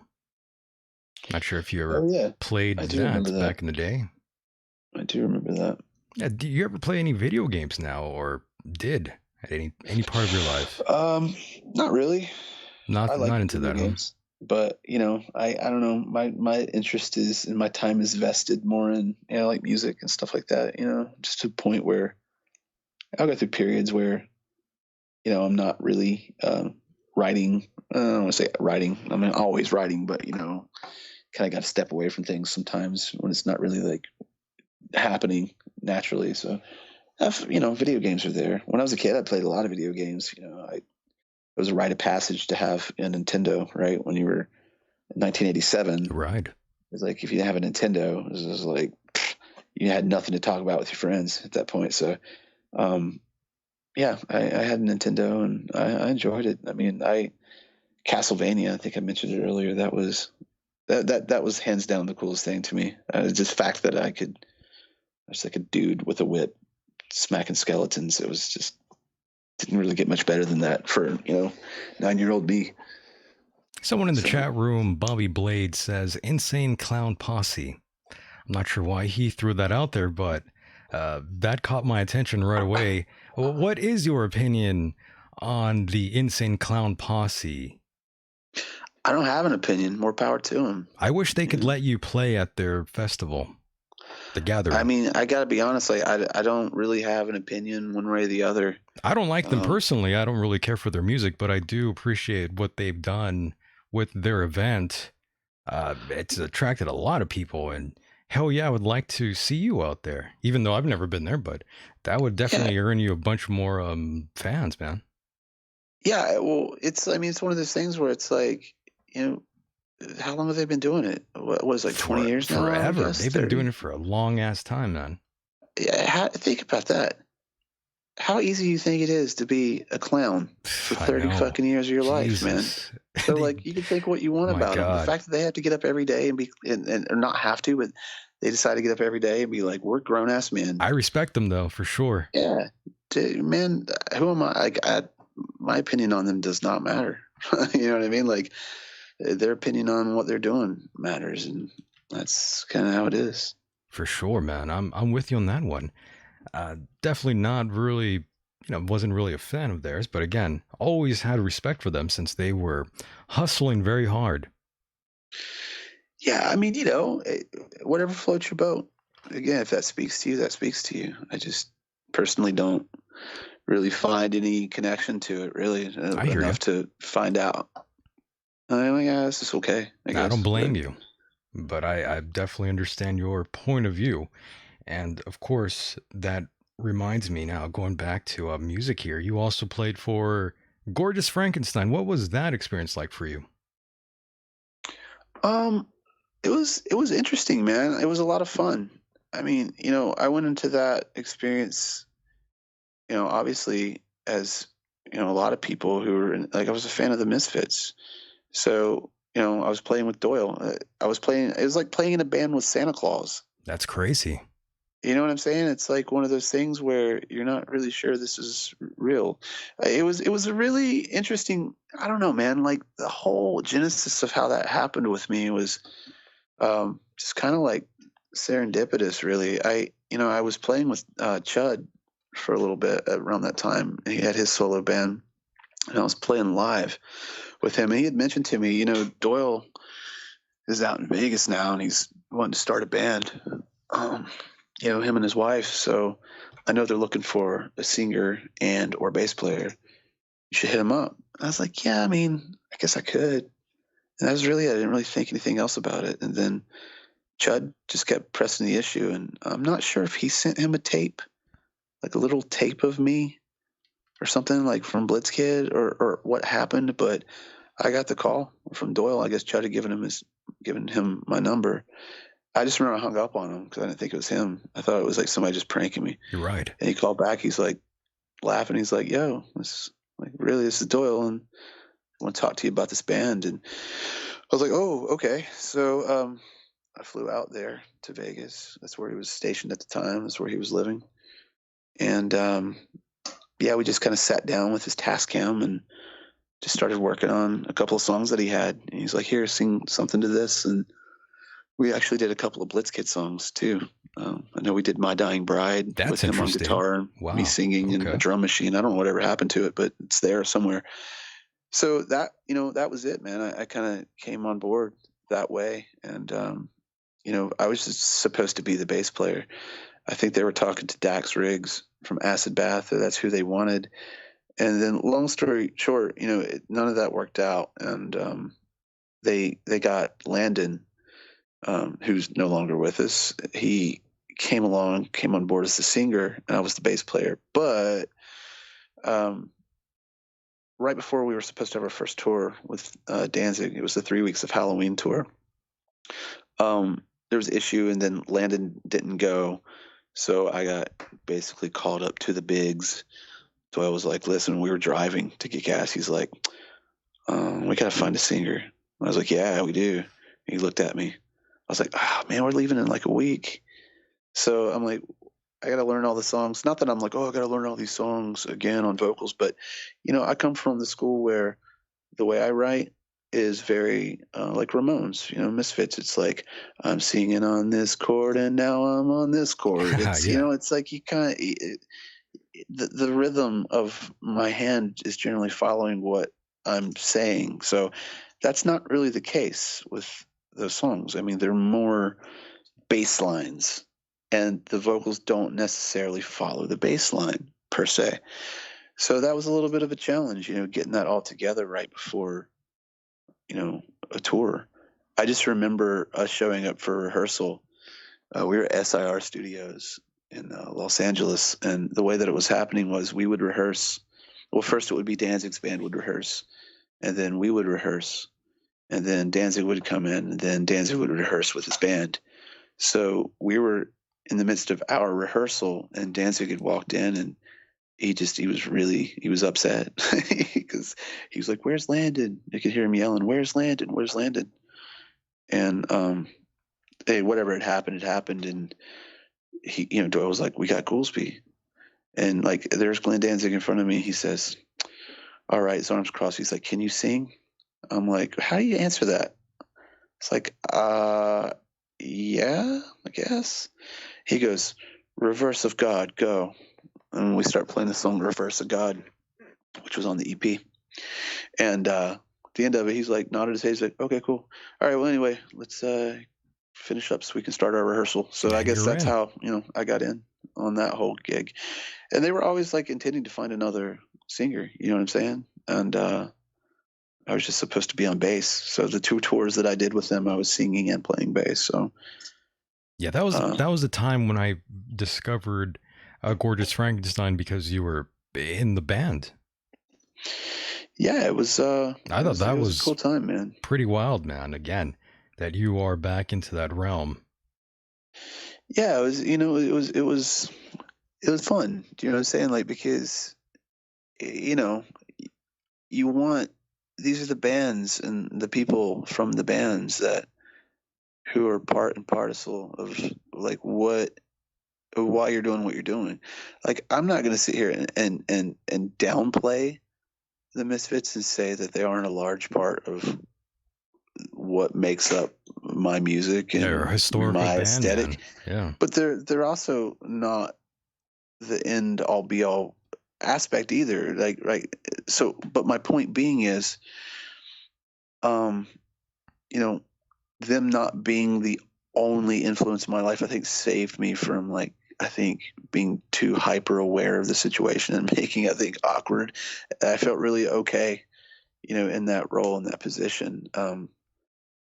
You know, but the fact that I did have such high regard for, you know, it's Doyle, it's the Misfits, and all this, that, and the other. You know, I wanted to do my best, man. You know, it was a good feeling, you know, to be like, wow, I started just playing music in my garage, listening to these bands, and now I'm in a band with these you're in a guys band too. with them, right? Yeah, you know, it's cool. So I know exactly what that's like too. You know, I talk to a lot of people here that I grew up admiring, and a lot of those people have become fans of mine, which is fucking weird. But that's the reality. right, that's how, exactly, man. You know what I mean? Things just kind of take their own course sometimes, and you know, It's good to get that sort of respect though from someone that you do hold to like a high regard. You know, you find out that they put you over. That's always nice. yeah, you know, I mean, I take what I do seriously. You know what I mean? I don't, it's not the definition of who I am, but it's, you know, a large part of who I am. It's a part of you, definitely, man. So when I do it, you know, I obviously want to do the best that I can do, and, you know, factor in you're working with people that made you want to do it to begin with. It just makes you want to up your game that much more.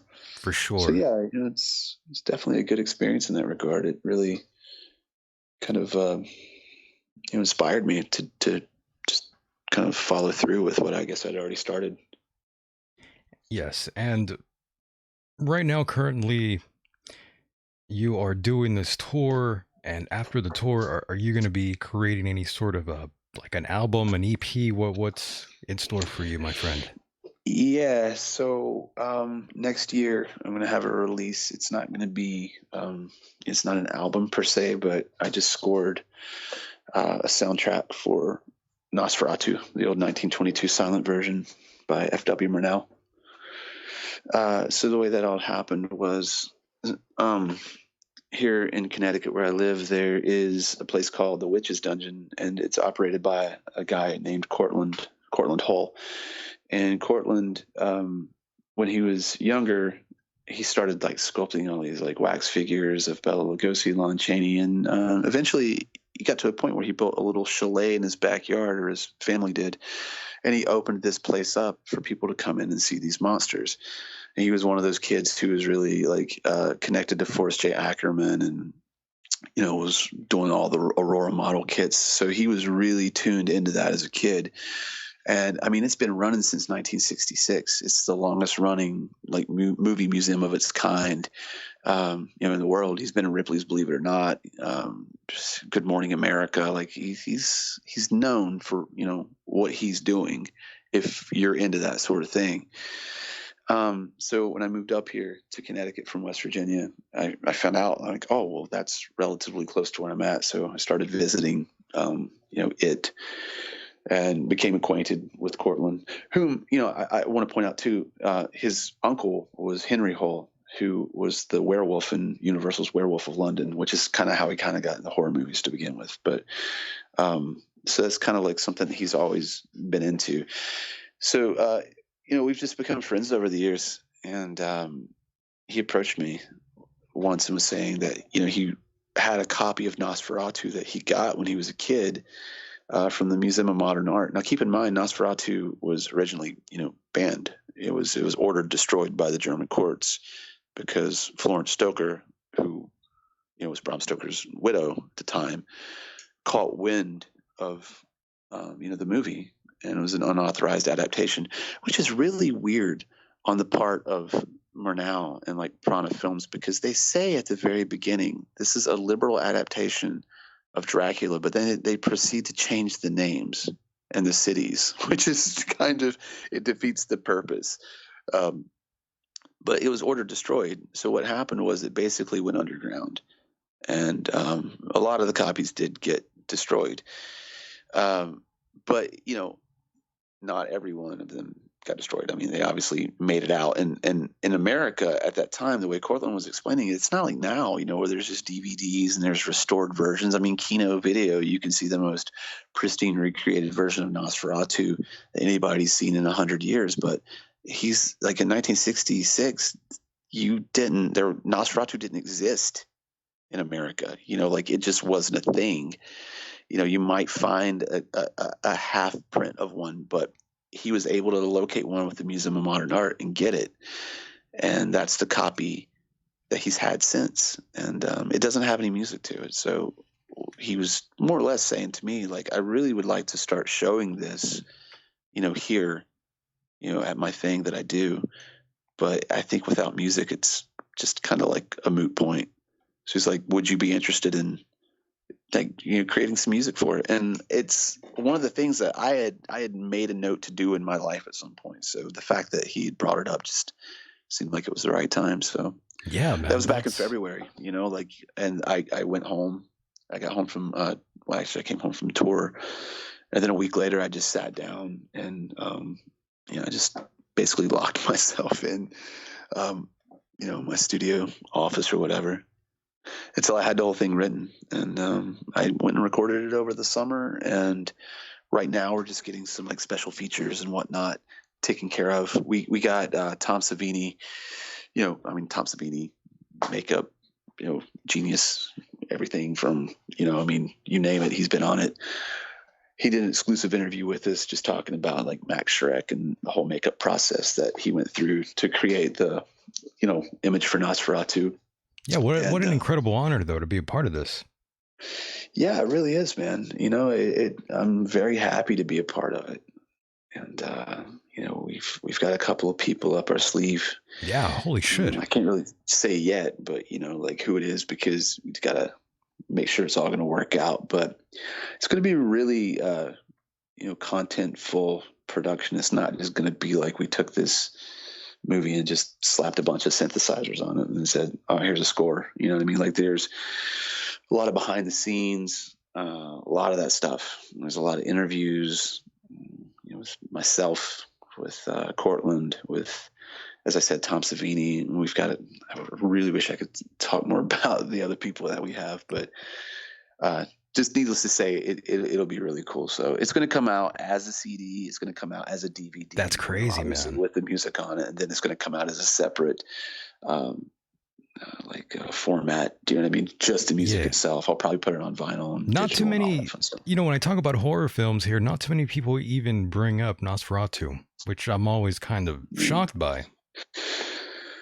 Well, I mean, it is. I mean, German Expressionism, that whole field of film, approach to film. I mean, it had a lot to do with everything that we consider just standard to what we see as horror movies now. I mean, that whole class. You had Murnau, who was probably the least expressionistic of all the directors. You had like Paul Linney, you had Robert Veen, all these guys. The whole point of expressionism, not to lecture everybody on that, was just kind of like take the external world and represent the internal emotions through the external world, and just keep it very stark and just like avant-garde, right?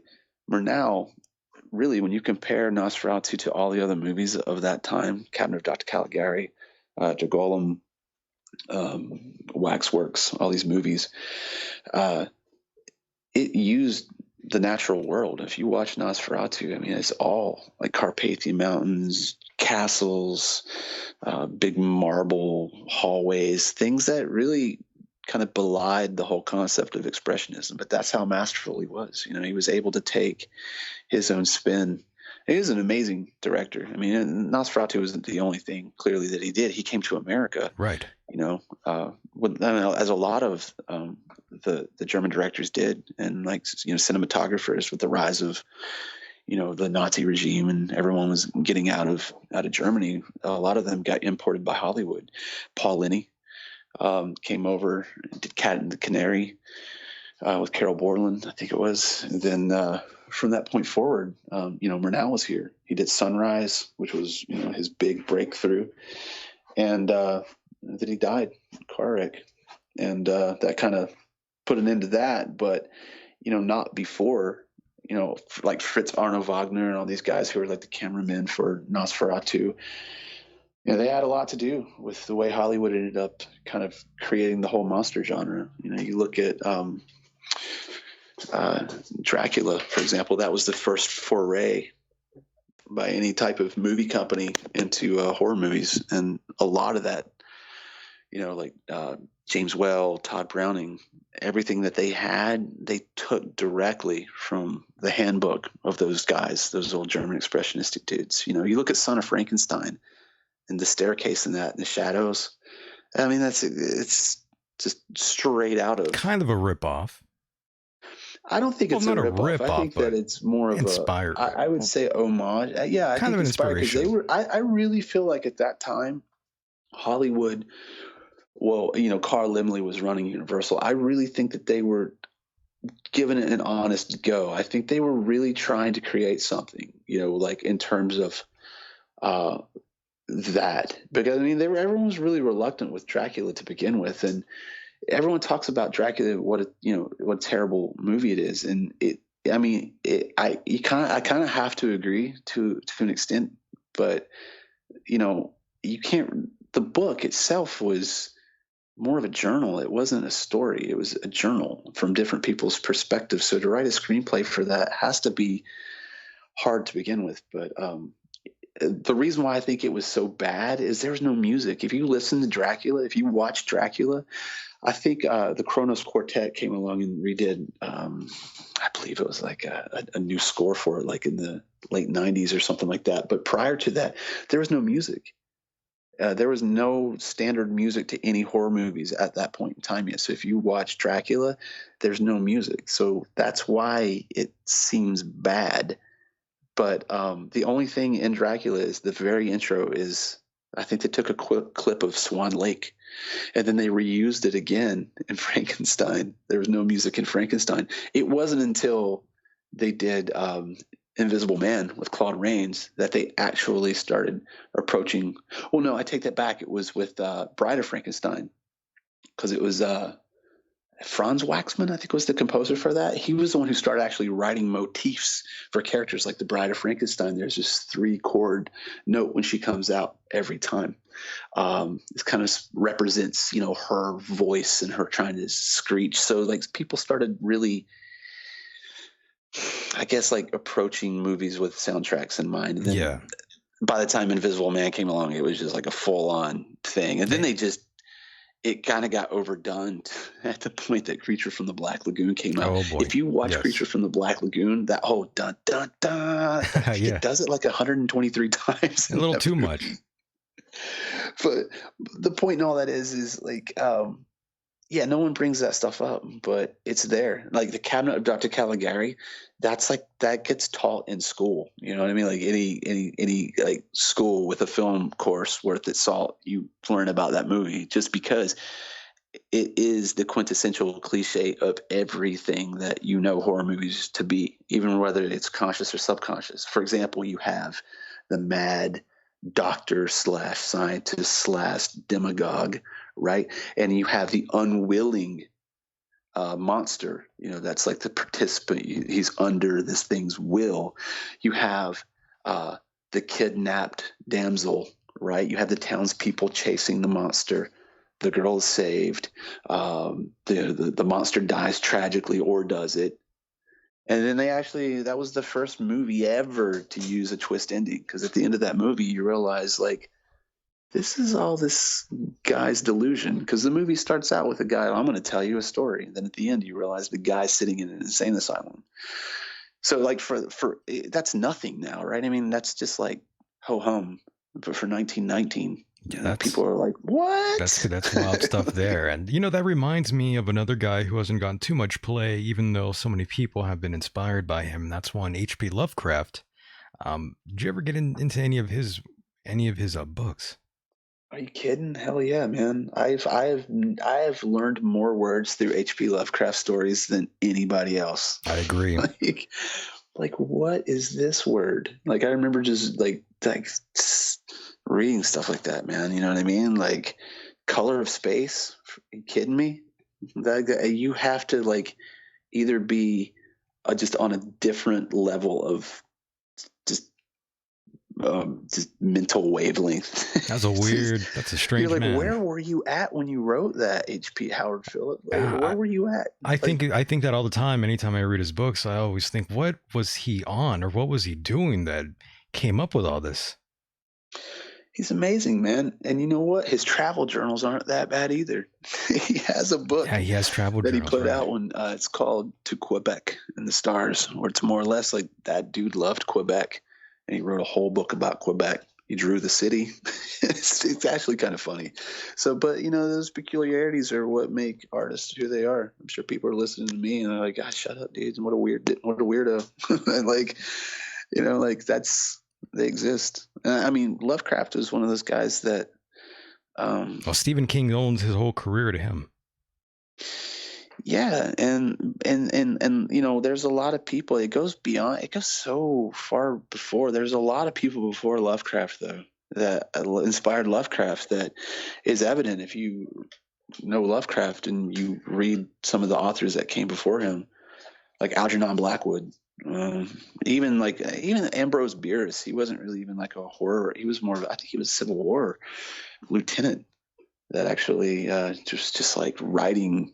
He also got a lot of just before we move on from H.P. Lovecraft, I was just gonna quickly mention he throughout the years he's been labeled a profound racist, and it seems like everyone nowadays is a racist. Yeah, I mean, I don't know anything about that. I don't really know anything other than his stories. And yeah, I don't. Right. Who knows, man? You know what I'm saying? I just know that. I've looked past that sort of thing long ago. Well, yeah. I mean, I'm not advocating any of that. I'm saying as 12-year-old me reading Dagon. I was you like, wouldn't understand. Oh my God, this is awesome. So like.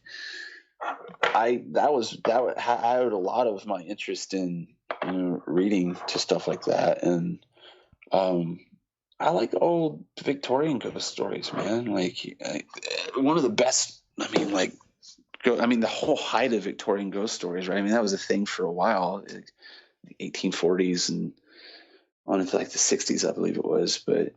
Everybody was trying their hand at it, man. Robert Louis Stevenson was writing Signal Man. You had Wilkie Collins, all these authors who really weren't even genre specific towards ghost stories were writing a lot of that stuff. It was like the thing to do, but there were masters of it, man. Like there was a guy, M.R. James, J.S. Lafano, all these guys, man. I'm not trying to just throw out these weird, like artsy sounding names. I'm just saying, like, check them out. It's cool.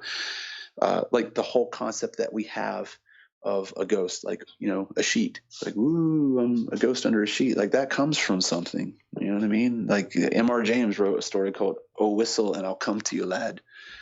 And it's more or less about a professor who's taking a vacation. And one of his professor friends says, while you're on that vacation, you're going to be in an area where there's an old archaeological area that you should go check out.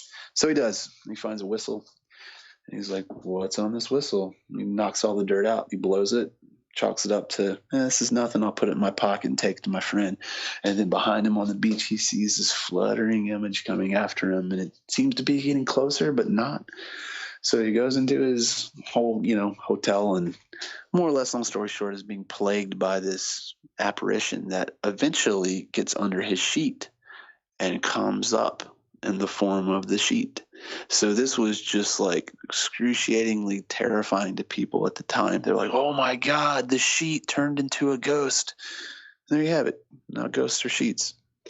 Yes. So like, there's all this history behind these things, man, that are really, really, like, I think, important not to forget, maybe even to learn.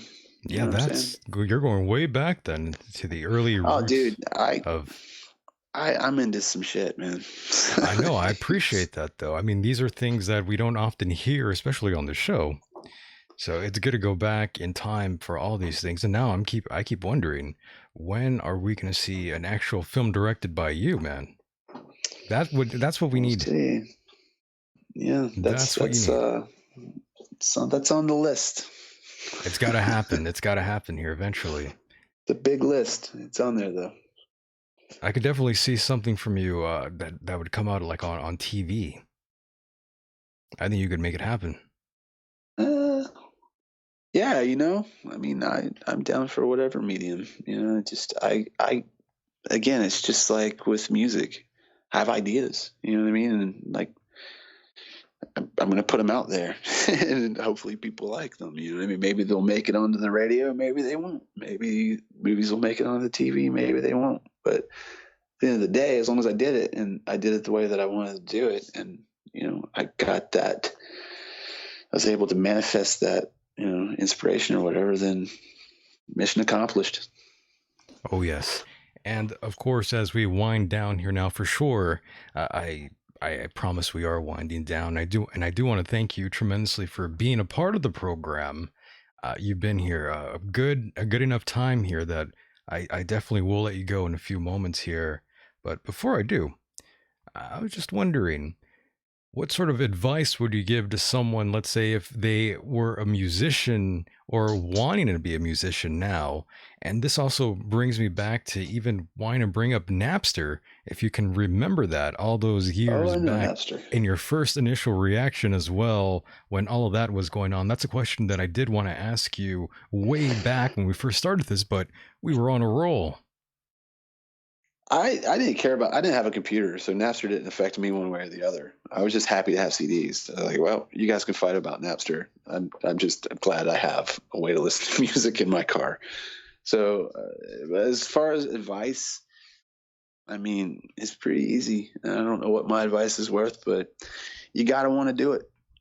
It's that simple. If you don't want to do it, then you're not going to do it. If you want to do it, then you'll do it. I'd have to say that's so damn difficult to like break into the music industry now.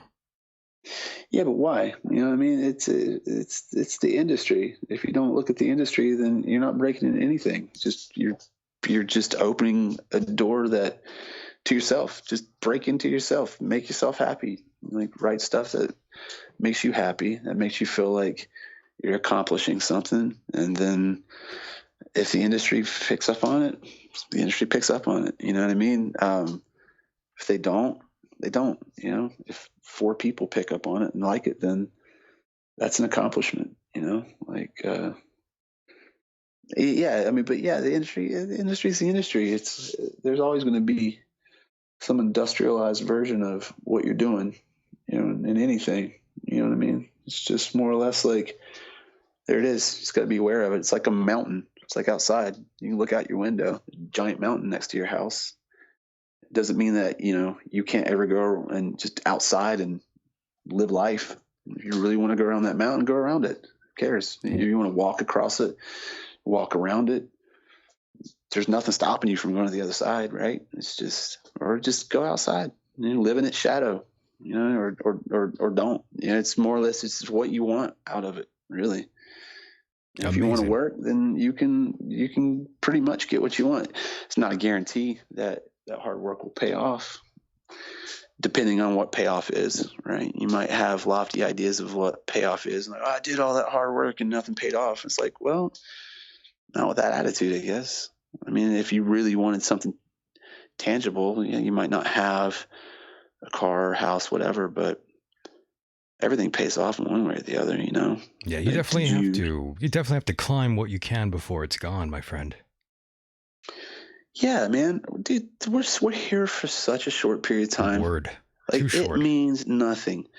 Everything that we're talking about means everything and nothing at the same time. And I'm not trying to be like all poetic. It's just, No, it's it life all though, matters. man. Like, it matters because, like, somebody might hear something and go, wow, yeah. And then that puts a chain of events in their life that makes things better, that makes things better for someone else's life, that makes things better for someone else's life.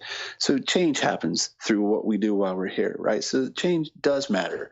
But at the end of the day, once you start that domino, like, that's all you're here to do is create change for yourself or other people. You yourself, it doesn't fucking matter. You know what I mean? Like, you can't hold on to it. So, like, once the change is in motion, that's it. It matters, but then at the same time, everything else, it doesn't matter, because what's going to be done is going to be done. And you might as well just enjoy what time you have here. Like, that doesn't mean like be a dick or be a complete asshole. Right. To everybody. But, you know, like, at the same time, man, do no harm. You know, like, or do as thou wilt will be the whole of the law. Whatever you feel. I acquiesce for sure, my friend. And if you could only play with one band, any band of your choosing, that's alive today, which band would that be? Did you say that's alive today? Yes, that's currently alive and living. Oh man, I don't know. I mean, if the Hoff and I are going out for a beer, then I'm going to be like, listen, world tour with the I'll drink Hoff. this beer if I can sing this song with you. If we can do a duet of Lips Like Sugar, let's do it. No, I don't know. I'm trying to think of some bands like that I really. Yeah, there's got to be one band that you would just love to go on tour with. You mean like play in or just go on tour with? Well, both actually. Oh, that's hard, man. I don't know. Like I don't know. Like I'd love. I'd say Iron Maiden would be something. Good choice, Iron Maiden. Maybe. That'd be cool. Just because it's like it's like not only going to an awesome concert every night, but it's like going to like an awesome like Grand Janal play. There's a giant Eddie walking around. Like, stuff like that's fun, man.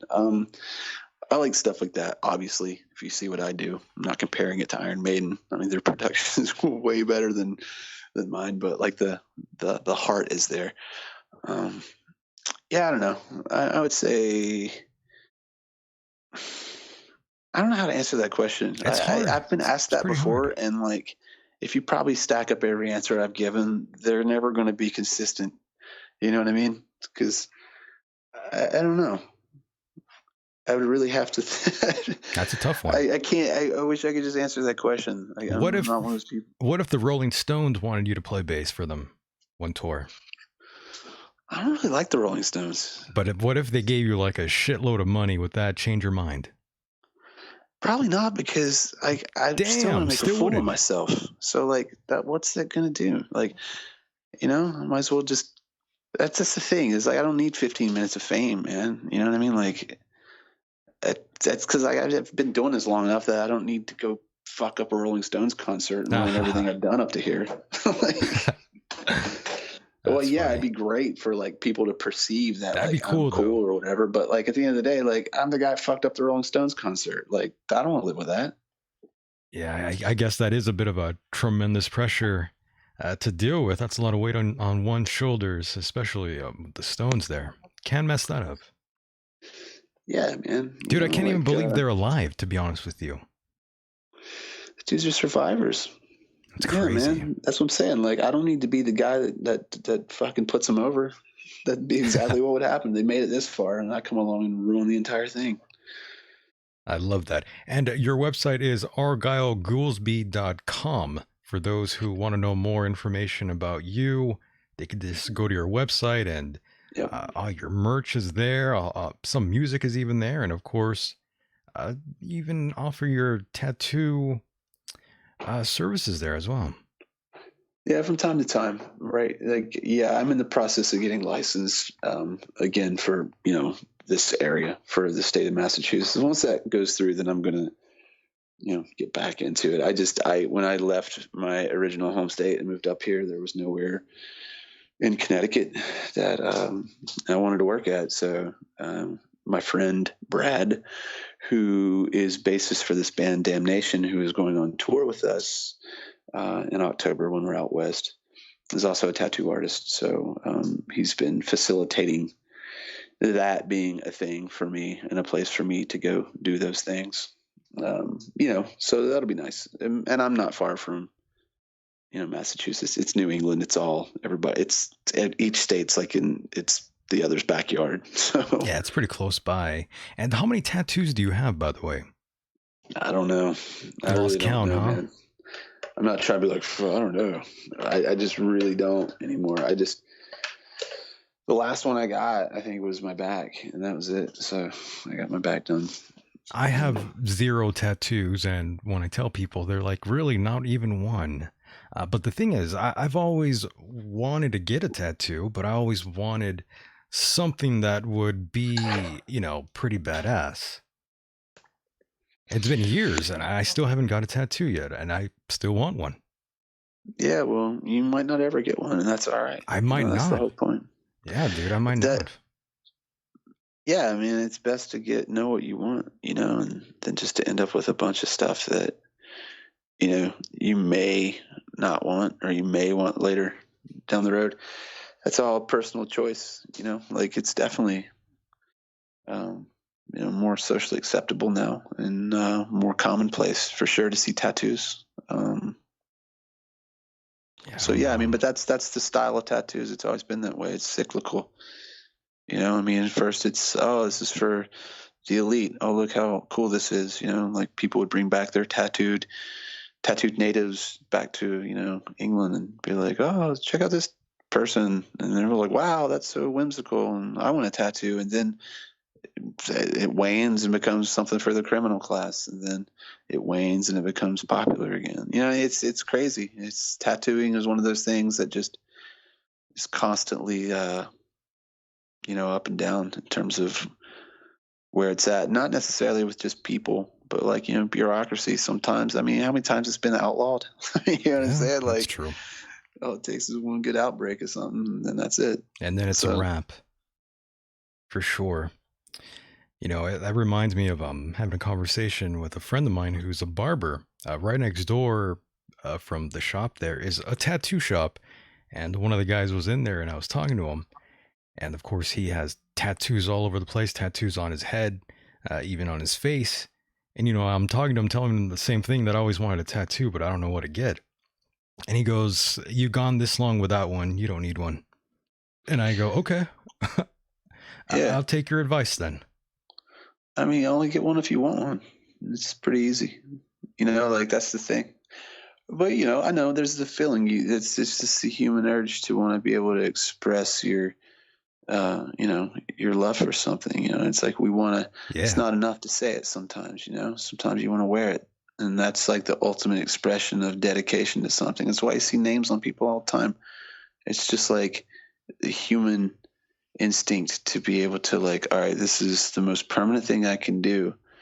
And then you start to feel like, well, if I don't have one of these things, do I have a feeling of permanence for something? And you start to be like, oh, should I have one? Like, but the answer to that is like, you might not need one. Some people don't need to wear it. Some people That's can true. just own it. It's a good way to look at it. A very good way to look at it. And of course, once again, I do want to thank you for being a part of the program. It's been fun, man. I definitely want to bring you back on again, in due time, and, have you on here when I talk to another guest that talks more into, wild subjects and stuff. And I think you would actually like that too. Oh, absolutely. Yeah. If it's been any indication, I can talk about a lot of wild nonsense. So I apologize to all of my listeners out there. Oh, no. Not your listeners. Well, your listeners. They loved it. They're listening to me right now because, yeah, I am not the most entertaining fella to be listening to for 3 hours. I can tell you that much. Well, I have to say I don't believe so, my friend. I think it was really good. I think your fans will really appreciate this, and also my listeners loved hearing you, man.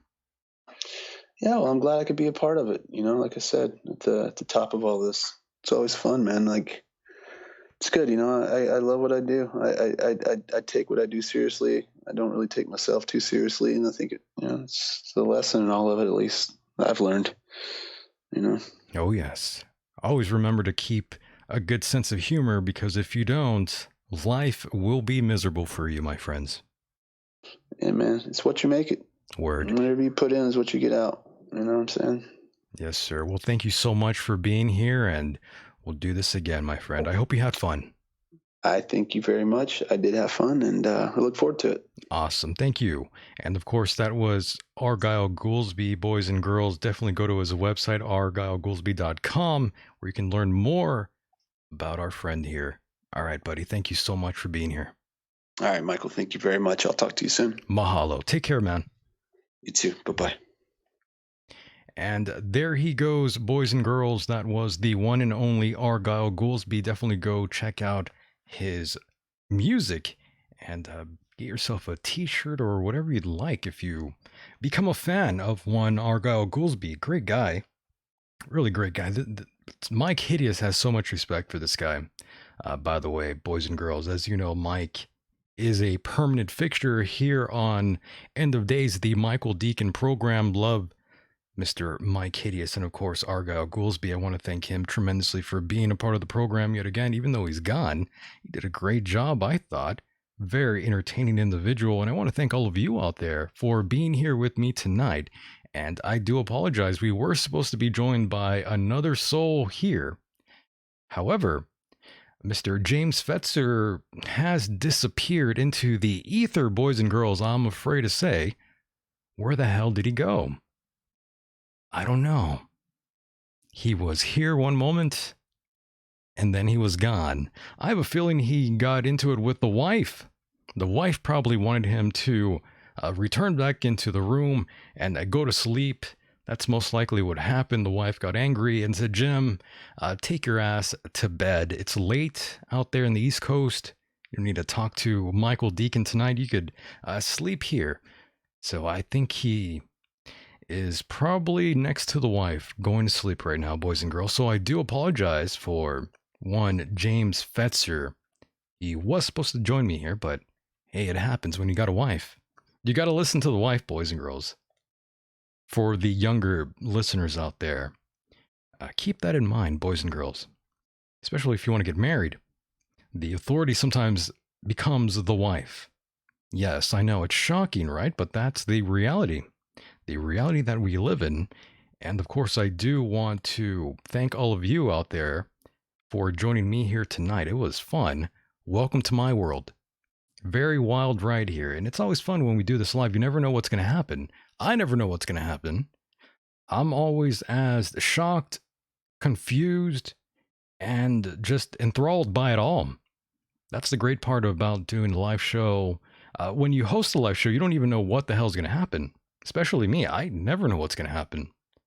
We do this just completely straightforward. Sometimes I prepare, sometimes I don't. Lots of times this is improv.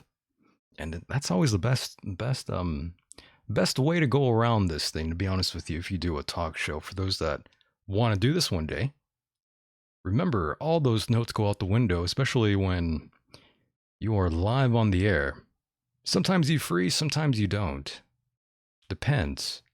I definitely feel like I have the gift of gab, as they say, so I don't really need a script or need to prepare sometimes. It all comes out somehow through my brain here. I don't know why, but it does. I'm like a functioning autistic individual here, and that's something I always say about those that spend time on the internet.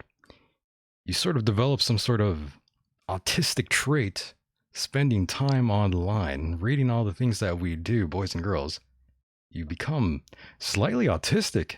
It's kind of ridiculous, but that's kind of what I have experienced throughout time, meeting different individuals out there, and you just leave them alone behind the computer long enough. Holy shit, they have autism now. No disrespect to the mothers out there who birth children with children that are on the spectrum. You know, much respect to those women out there. Much love for you, and much love for all of you in the chat room as well. Definitely want to remind you that next week we will be live, and hopefully with one Jim Fetzer. And I'll bring it up, and I'll bust his balls a little bit here on the air. Hopefully we'll get him to talk about the wife a little bit more. That's always fun. I've been trying to get him to bring the wife on the air. That's the goal.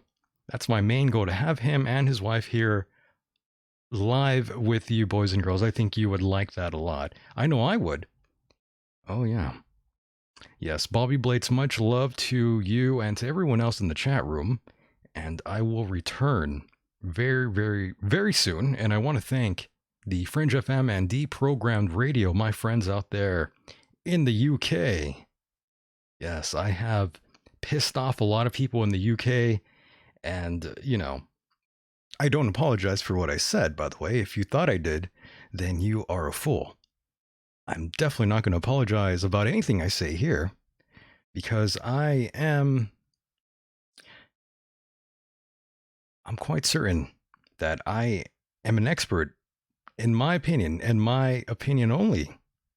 I got that saying from my friend Kaiser, another great guy. Oh yes, definitely check out his channel as well. Now, yes, before I leave, I do want to plug the whole Patreon.